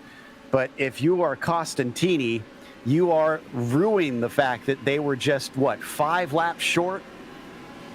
Well, yes and no, because I get the feeling pit lane is going to be abound with excitement. We're going to have, what, a 20 or so lap shootout. Demerit and Van der Sant may stay out there, but I'm not shocked to see Van der Sant come in. More surprised about how late he left to blend back out onto track. He almost runs himself into the attenuator, but we know that tires are going to be important. We know that it could be a pack race. You can see behind how busy pit entry is. Joe, I think the Firestone tires a very good call. Indeed. So this is pretty much everybody from halfway down the field knowing they've got nothing to lose. If they're going to win this race, they got to roll the dice. They're going to come in, take 4 fresh Firestone tires, and be back out there to see if they can charge through. Highest driver to have not pitted on this one. I'm waiting to see until they're done. See who is the highest driver to have not pitted. Looks like it might be Pawelski there in the 22 car. 15th position. Everybody behind has come in and taken rubber on that one. So this is where it gets interesting. 4 laps to cycle around before we restart, as we now take a look finally at what happened, guys. This is what brings out our first yellow flag of the day after about 175 plus laps of green flag racing. And there's the contact. It's Luke McEwen and Peter Berryman that get into it. They both soar for the sky. Takeoff mode at the exit of turn 2. And I mentioned that spot is a potential trouble area. That's exactly what happens. And now the yellow is out. And here Arjuna was the call by Van der Sant to try to play some trickery on everyone down pit road. It was, I think, trying to figure out whether anyone would follow. Look how late he cuts it compared to Phil Kraus. But at the end of the day, I think for the drivers up front, they think that track position is important because, again, this is the Indy 500. It's not the Indy 505, Indy 510, however many laps will pack on to the end. No. Once we get to the end of lap 200, the checkered flag flies. If we get a bunch more cautions, tires don't end up being that important. These drivers want to keep themselves at the front, and once again it goes back to strength in numbers. While Christopher Demerit leads, he's now got some teammates behind that can help him out if they charge their way forward. Well, I know that Arjuna, Kenneth, and myself have been absolutely enjoying this race, and now we get to watch a real treat because we haven't had a restart yet. So how is this going to shape up? Can they keep it together with less than 20 laps to go? Actually, exactly 20 laps to go as the lights are off this time by, and remember, it is single file starts in IndyCar. They will not double up on this one. So everybody's going to have to try and be right on the gas as soon as they can, also without plowing into one another. Yeah, it's going to be all about who's the main aggressor on this strategy because, 20 laps to go. Maybe a little under than that for the restart. A bunch of drivers came down pit road for fresh tires using all of the unlimited tire sets they have. It's all go time now. It's a free-for-all. It doesn't matter if you ride around for the rest of this race. That's not going to get you the win. You got to start attacking, and we're going to see drivers in 4th, 5th, 6th, further in the mid-pack, even maybe 3rd place Philip Kraus trying to break free with Demerit and Sant. But we'll see what happens out of 4. We could get the restart soon. 28 drivers still racing in this one. Don't know that McEwen or Akabuizi will be returning to the track as both are in pit lane. Pace car is off. Demerit has control, and the green flag is out. He's on it immediately. Gets a big jump over Van der Sant as they flash past the yard of bricks. Who's going to be the most feisty on this restart, knowing that when the cars are all up to speed, dirty air will be at its worst. And there you saw 3 and almost 4 wide, down to the wall, in through turn 1. We'll navigate through safely. No real changes outside of Costantini getting inside in front of Franzoni. That's him up to 13th spot. But down the back straightaway to turn 3, Van der Sant will charge to the lead. Up to the front, we see how easy it is to try and slipstream past your competitors. So how do they play this at the end? They've still got a number of laps before they need to try and position themselves where they want. But it is not necessarily as straightforward as trying to lead all the way. But you cannot risk it at the end, as we've been talking about with that yellow.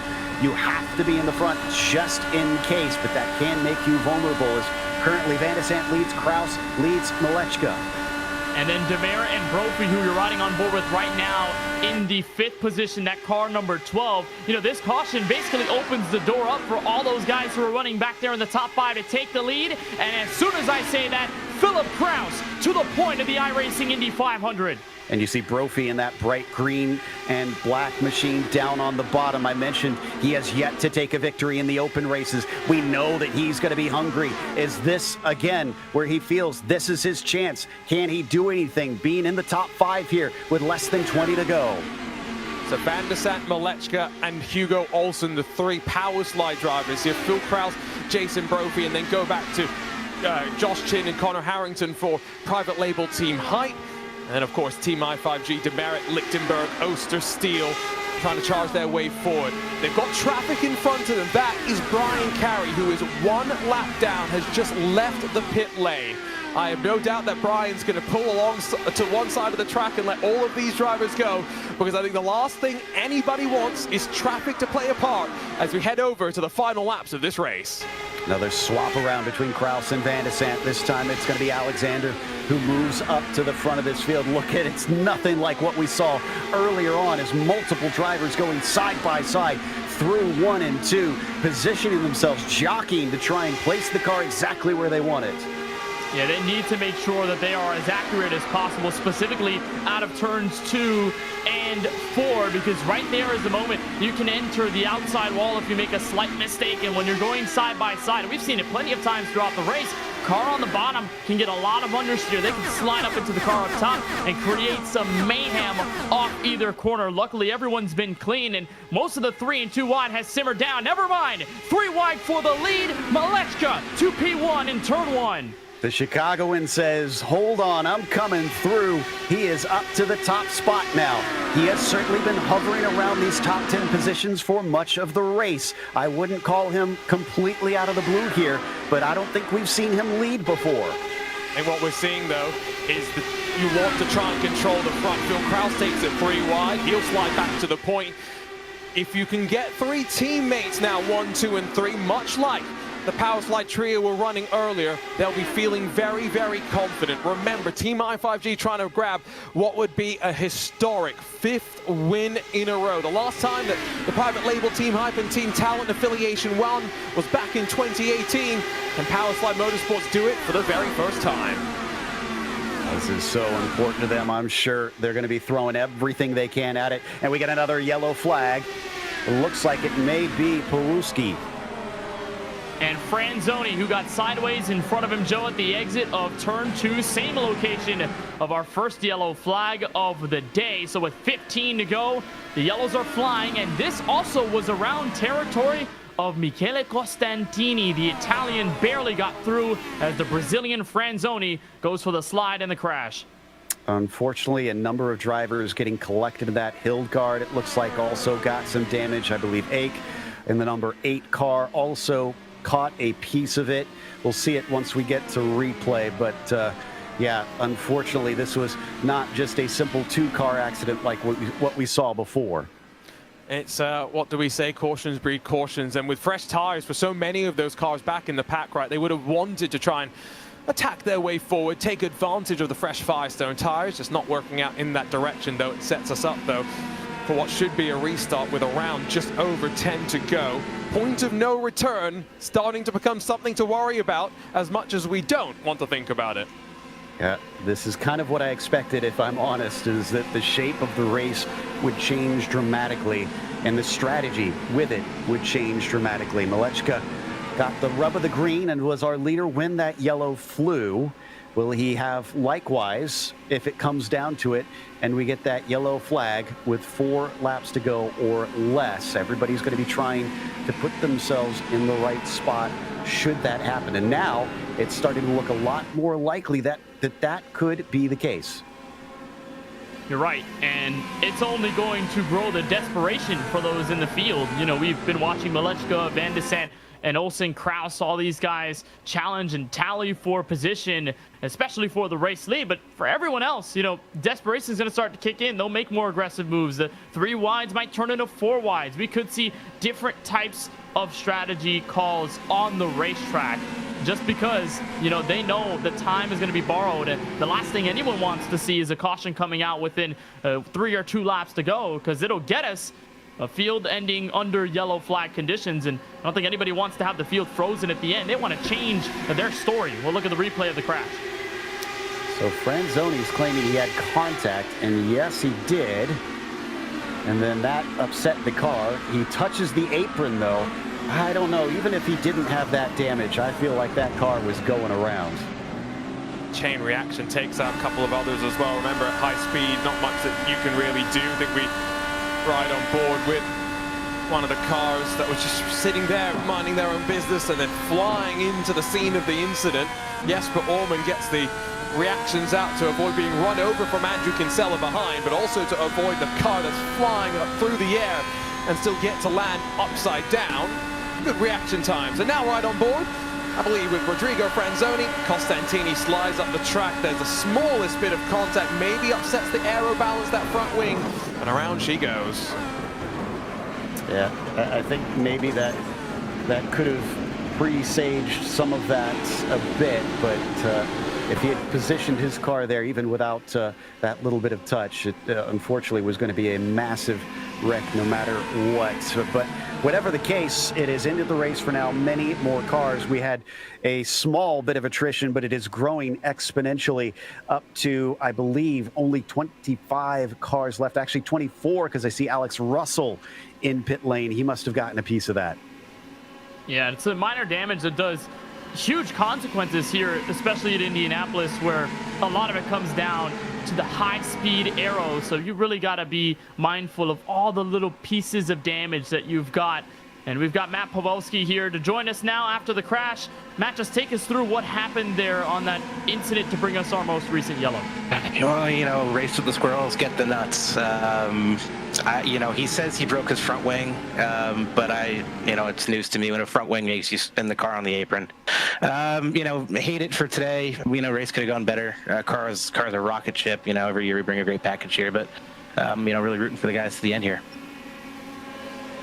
You know, you were talking about, you know, the way it goes at the end of these races, and especially after that yellow came out, it broke everybody's rhythm. It was a mostly strategy race. You had started 15th. You know, you were in that position around the mid-pack to get a decent finishing position here in this iRacing Indy 500. What were you thinking at that moment when during the yellow flag stint for the first time and everyone's sort of getting their first reactions of, we've gone green this long, all of a sudden we have to play a different race now? Yeah, I mean, like you said, every year it kind of ends up like this, where we run. I think this is the longest I think we've ever ran. And, you know, from there, you really get a reset. It's a whole new race. Everything's out the window. Everything you've done, you are where you are, and just got to go run for the win. All right, Matt. Well, we appreciate the time, and obviously tough luck there at the end of this race, but glad to have you join us, and best of luck in your future iRacing endeavors. And that's going to take us back to the green flag with 12 laps to go now. Malechka leads with Van de Sant second, Olsen in third. We're seeing a few cars trying to see if they can get a position in behind, but this looks way more single file, Arjuna, than what we saw the first time. Just wait, speeds are building, intensity is building, and instantly 3 wide between the teammates. Will Hugo Olsen, the Swede, back up on the inside? Van der Sant shoots the middle, Malechka up high, the one that gives up the room. 3 at the front to control. I thought this might be a good situation, and now we'll wait and see. What can Malechka do as the rear gunner while also trying to plot his way to charge on forward? Everybody's inner race car driver is out now. They know that they are teammates, but they all want to win. And oh my goodness, it's almost like a checkup behind them as the drivers with speed from the slipstream have to watch out down into turn 1. It looks like Kraus almost under attack there, as underneath them, Ulster has to get out of the throttle. They are all checking up before the corner because of all that aero wash that they're going to get at the entry. They know if they keep the throttle in, they're going to go straight for the outside wall, whether it be out of turn 1 or turn 2, and on the other side of the racetrack as well. So they got to be really careful there, entering the corner as close as they are. Right on board with Olsen, who runs at the point. Van de Sant's going to have the run, and it will not be ignored. He moves under. Malechka to follow. Could it be 3 wide? No. Van de Sant, though, to the point. Less than 25 miles to go in this 500-mile race as they all swing off of turn 1. It has now become so much more frantic at the front of the field. Somebody into the wall back there. Oh, this is also... Oh! Demerit hits the wall! Hard into the wall for a previous race winner. Jacob Oster, Team i5G teammate, mixed up as well. Caution does not fly. we may still get another restart to bunch these drivers back up and to slingshot them once more, because otherwise, power slide up front in control with 8 to go. Oster and Demerit both able to pull themselves onto the warm-up lane. No caution. We stay green with 8 laps to go now. Malechka still up at the front. It's taking it back from Van de Sande. It looks like Olsen has now slotted into third. They're dropping like flies out there. Oh, and now we get the caution with a huge wreck out of 2. It's Joshua Chin up in the air, landing on the inside apron and to the inside wall. That's the yellow flag. Another soaring car at the exit of turn 2. Several more taken. Now in this one, it was Christian Steele, the defending winner of this race, now out. A monumental crash brings us to another yellow with under 10 to go. Costantini, who had done a great job to get back up to about 9th place at the time of the wreck, was the one that made contact with him, and Chin winds up the victim here as he is at the side of the track with only part of an Indy car left. Oh, we knew that cautions would be cautions. I'm more surprised that we didn't get the safety car out after the first incident, but I think that kind of just told the drivers, let's go even more wild and loose. Let's go back in time, figure out what happened there as we send the AMR safety team down to check in on Joshua Chin and see them work through turn 2. Big look to the inside, kind of half-hearted look in many ways from Michele Costantini. And wow, up and over. That's Christian Steele not enjoying his landing, I think. No, and even though he landed right side up, that car was toast at that point. I mean, little he could do in terms of reaction time, not many places he could go. So that's just, as they say, Kenneth, one of them racing deals. Yep, and there's nowhere to go if you're Christian Steele. It's one of the worst places to crash, turn 2 or turn 4. And another time that Michele Costantini just oh so close to the accident. Joshua Chin, who had a beautiful save earlier on in the race, now has a heap of junk there laying on the inside of the racetrack. Another look on board. I believe this is from Christian Steele. You're rising up out of the corner, Joe, the 9.2 degrees of banking, and you're going at 230 miles an hour. There's no way that you have enough time to react or get away from a situation like that. And unfortunately, we've got more drivers DNFing, adding to the casualty list late in the going. I believe that was at 8 laps to go, so we might actually get the green-white checkers here. I think that should make either a 2 or 3 lap shootout to finish this. And I know I joke, but for those that don't understand, it is not an actual green-white checkers. It is a natural version of it here in IndyCar. Yeah, not quite sure what Michele Costantini was thinking there, if I'm being totally honest. That was a little bit silly and reckless from him, but you could tell what this race meant to him and the charge just to try and put himself in contention. So now, Phil Kraus, Jason Brophy, private label team Hype sit 4th and 5th. They have a chance to try and charge forward. I want to give a shout out though to Jesper Orman in that number 7 machine that sits in 7th, because he jumped onto iRacing going on, what, 4 or 5 years ago, qualified for his first iRacing Indy 500 all by himself, started up a small team. Back then it was called 3 Crowns Racing. In the years since, it's grown to now become called the Indy Alliance Racing. They only qualified 1 car for the top split. Jesper started all the way back in 30th. He's on course right now for what would be his very first top 10 in this feature split. Imagine the pressure though on his shoulders because of everyone still around him and still with some racing left to go. And let's talk about these last 20 laps with these accidents. Let me go over my list of former winners. Christian Steele, now out. Joshua Chin, now out. Christopher Demerit, now out. Didn't get a caution for his. Powelski, now out. This race is brutal. There are drivers who have won before and still can't seem to bring it home. And right now, you're looking at the top 10. And really the only driver I can see that's gotten an Indy 500 iRacing win before is Philip Kraus. But that wasn't even on the open side. That was the fixed setup race in 2021. So you're looking at Philip Kraus as well. Both of them have been able to win the fixed setup races in 2020 and 2021. But that's it. That's all you've got. The rest of the list are drivers either in their first Indy 500 or still going for another try at a win. And that makes this race so much more dramatic, especially given the context that we're going to have a restart inside. Maybe 5 to go, maybe 3 to go. Possible yellow that could end us under yellow. It's going to be insane to see what these drivers pull out in these last several laps. Well, I overestimated the length of the caution. Apparently, they're going to restart with 4 to go, which means if we do get another yellow, that will end the race and lock the field in.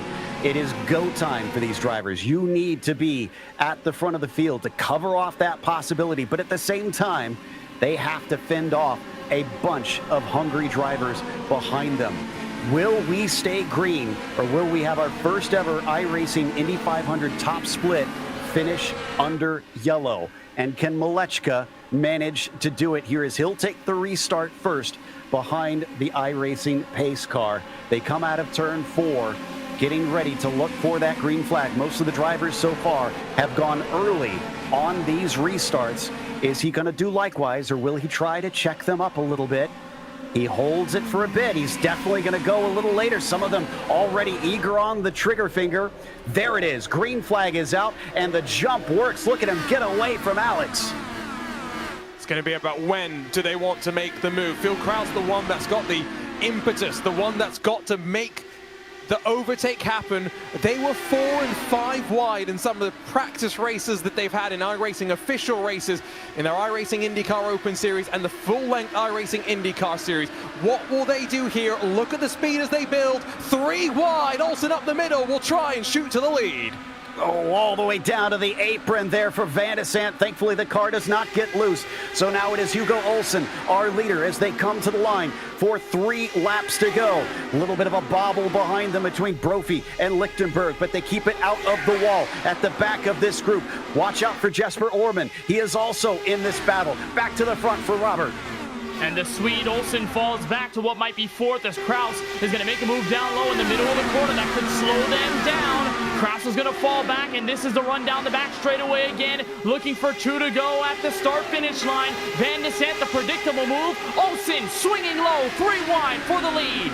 Last time he shot it through the middle. This time he got it to the bottom first. But both times it has moved him to the front of this field. It looks like Olsen has the right idea at this stage, but it's going to change because now Philip Kraus is going side by side for 3rd. A pop out from both Kraus and Van de Sant down to turn 1.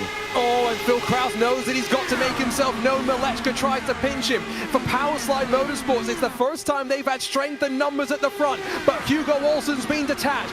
Kraus, now Brophy, up the inside. They've always got a good race setup. What can they do? 1 more lap to go at the line. If they get that white flag, we are going green to the finish as the yellow cannot come out after that.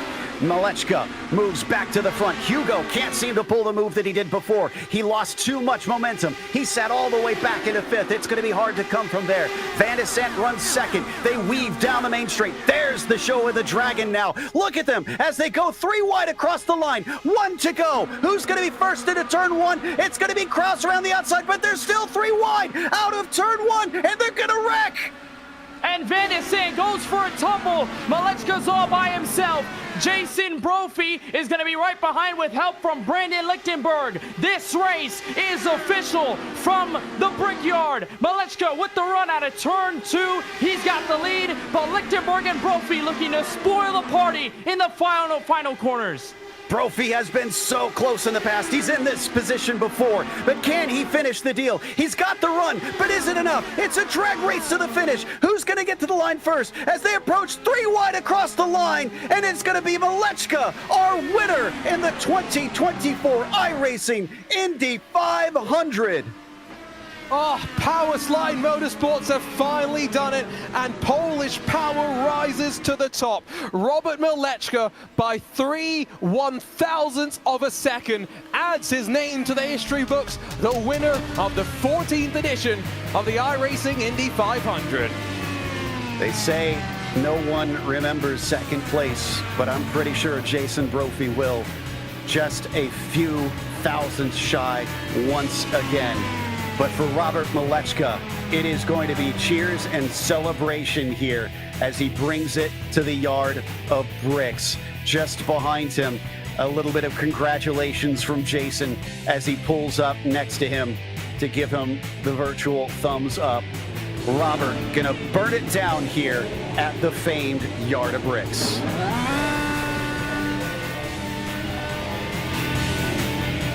You know, Joe, when I mentioned the stat that the previous iRacing Indy 500 winners have had an average starting position of 5.3. Robert Malechka started 5th. There you go. Let's check out the move of the race as that red and white machine parks himself up for the victory. This was where it counted. Coming down to the line with 1 to go, going 3 wide. He chose the inside, the 2 to his outside, made contact, came together. That cleared him just enough that the others could not catch in time, Arjuna. And it was the slingshot that I think he would have been worried about out of turn 4. You can see him sneaking back and forth, but as he looked in his mirrors, Brendan Lichtenberg was there as well in what would have been a historic first feature win in his 10th appearance. It was just not to be. The margin's too close to call, and look at out of turn 4. Rob just pushes Jason up a little bit. That might have been the move that won him the race. And there is your finish to this edition of the iRacing Indy 500. Sounds like we have our unofficial results here, and Robert Malechka, look at that. You talked about how important it is for the teams. The team has come to join him and to celebrate here in Victory Lane on the Yard of Bricks. I'm sure they are going to be celebrating tonight, albeit probably from a few different places around the globe this evening. There is your difference at the line, just literally inches between them. It's as close as you can get. And all race long, guys, we were talking about strategy and gaps and, how large of a gap it would have been if the strategy play went all the way to the end under green. Well, we get a classic Indianapolis 500 finish out of that. 3/1000ths of a second between Malechka and Brophy. That gets the 1-car P1 at race end. Lichtenberg going to finish in 3rd behind him, with Connor Harrington finishing just off the podium, P4. Hugo Olsen, man, he's going to be ruining that time that he had to lift as he got caught up in the pack. That sent him down to 5th in the end. Daniel Zegers winding up in P6. Andreas Ake, who at one point actually had contact. I don't know how he brought that thing home in 7th. He must have just gotten away with it. Jesper Orman was P8. Andrew Kinsella was 9th. And Jeff Drake brought it home with a top 10. That takes us to AJ Burton in 11th and Henry Bennett in at P12. Then you've got Fernando Borda in the 13th position. Philip Kraus had to settle for P14. Last one on the lead lap. You come to drivers who were involved in that last wreck or just didn't have the pace today. Van de Sant 15th, Simpson 16th, Watkins in 17th, and Burmeister in 18th. From there on down, Carey had a late black flag for 19th and Demerit in 20th. Unfortunately, it looks like our DNFs from here, Kenneth, that did not get to see the checkered flag. And there's the rest of the field. 33 total. Yeah, 33 total. Apologies there that started this race, but only saw about 20 of the drivers manage to bring it home. Sounds like we might get to speak with a couple of our front runners on this one. Don't know if we have our winner, but Arjuna is with some of our finishers. I've got the hyperstar Brendan Lichtenberg with me now. Brendan, talk to me about how you're feeling. This is your 10th feature iRacing Indy 500 in 14 attempts, so congratulations on that stat.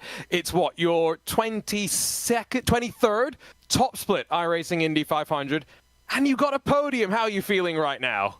I feel very happy. I was telling the team that this is all I can ask for. Like, I don't want to ask anything more for this. I just, I don't know if we've ever had a top split finish 3 wide at the finish, and I'm just happy I was there.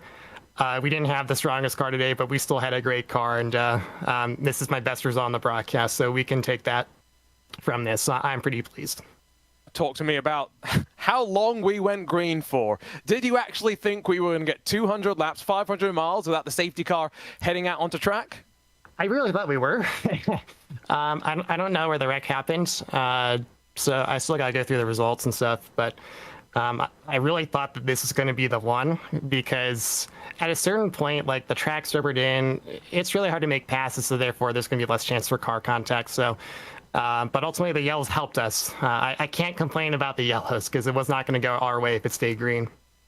Well, congratulations on your best ever finish. This, I believe, your third top 5 in these feature races. First podium, go off and celebrate. We'll see you tomorrow for the iRacing Fix 500 as well. Thanks, Regina. And over from Brendan Lichtenberg, third in today's race too. Well, Jason Brophy, I don't think he's ever been so excited about second. He's standing by with Kenneth Bueno. But he's here regardless. A top 3 finish and just short of the race win. But, I mean, Jason, you were 5th at the time of the first yellow, then 5th at the time of the restart with several laps to go.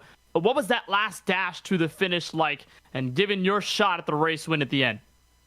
Honestly, I was just kind of trying to hold on. I knew I was struggling a bit there through the race, so it was just hoping that I saw an opportunity that'd come when they wrecked off that last lap. That's kind of where it showed up. There was enough of a gap to get by on the outside, run it down to the inside in 2, and then try and fight Rob to the finish. I kind of wish I'd have laid back just a little bit more, but it's one of those hindsight's 2020. I'm really happy to finish second. This private label team hype car, we were good. Phil ran well. We all ran well, really. And things looked great. But I'll take being second. I'm happy to finish. No mistakes on pit road. No mistakes on the track. Ran a really good race for me, so I'm happy. It was a race a lot about teammates and teamwork, but a lot of it came down to the green flag strategy. And I remember Arjuna, a little earlier on in the show, had talked about the difference between qualifying and then getting fully into race trim and having to deal with that for about 200 laps. But what was that transition like from the long green flag stretch we had until maybe about lap 178 until it was basically do or die on short runs until the end? Yeah, car was really good over the course of a long run. I was struggling, I think, more to hang on than, Phil, so I know I'm not the best at this track. Struggle a little more in race. I love qualifying here, so it's always kind of a running joke that rarely have good race sets, but felt pretty good today. Overall, just had to try and change the mindset to attack rather than ride. Wish that caution wouldn't have come out. I was the best on fuel of anyone. I could go full from the time the caution came out, from really the time I made my pit stop. But worked really well with everybody I was around, with Phil, with Rob, with Alex, everybody toward the front there. All told, just a really good day. The racing's a lot tougher. This racing, everybody on top of each other, trying to fight the dirty air. It's tough. But it's really rewarding if you do it well, and I feel like I did really well today, so I'm happy. Rewarding all across the board. Second place for you here at Indianapolis. Jason, on behalf of all of us at the broadcast team, congratulations, and hopefully we'll see you soon. Thank you very much. Jason Brophy finishing in second in this iRacing Indy 500, but we are finally caught up with the winner. Arjuna, you've got him. Still doesn't have a smile on his face. Rob, you are the 2024 iRacing Indy 500 winner. You say you're tired. I know how much work's gone into this. How does it feel that all that work has led to your first victory and to Powerslide Motorsports standing on top here at the Speedway? Yeah, I mean, first off, I have to say thank you to iRacing, thank you to INDYCAR, right? I mean, a few months ago, we didn't think we were going to have this event. But, the new year came, we got some great news. And, from then on out, we were just putting in hours of effort every week on the race set. We knew we had a rocket ship. We knew we had the drivers and that we had great teamwork. But we were a bit worried about I5G. They brought in some Apex guys. They had the numbers, but they made mistakes. They had some misfortune, and we just worked really well together. We stuck to our plan, and we won the race. Going back in time over the last 4 or 5 years, Powerslide Motorsports always had a decent race setup, right? 2 Open Wheel 500 wins, 3 Indy Elite 500 wins in a row. Now, finally, the iRacing Indy 500. Part of that was because qualifying went quite well. Talk to us about getting ready to go in qualifying and the number of Powerslide Motorsports cars that you were able to get into the show, and then 3 fighting at the front in those closing stages.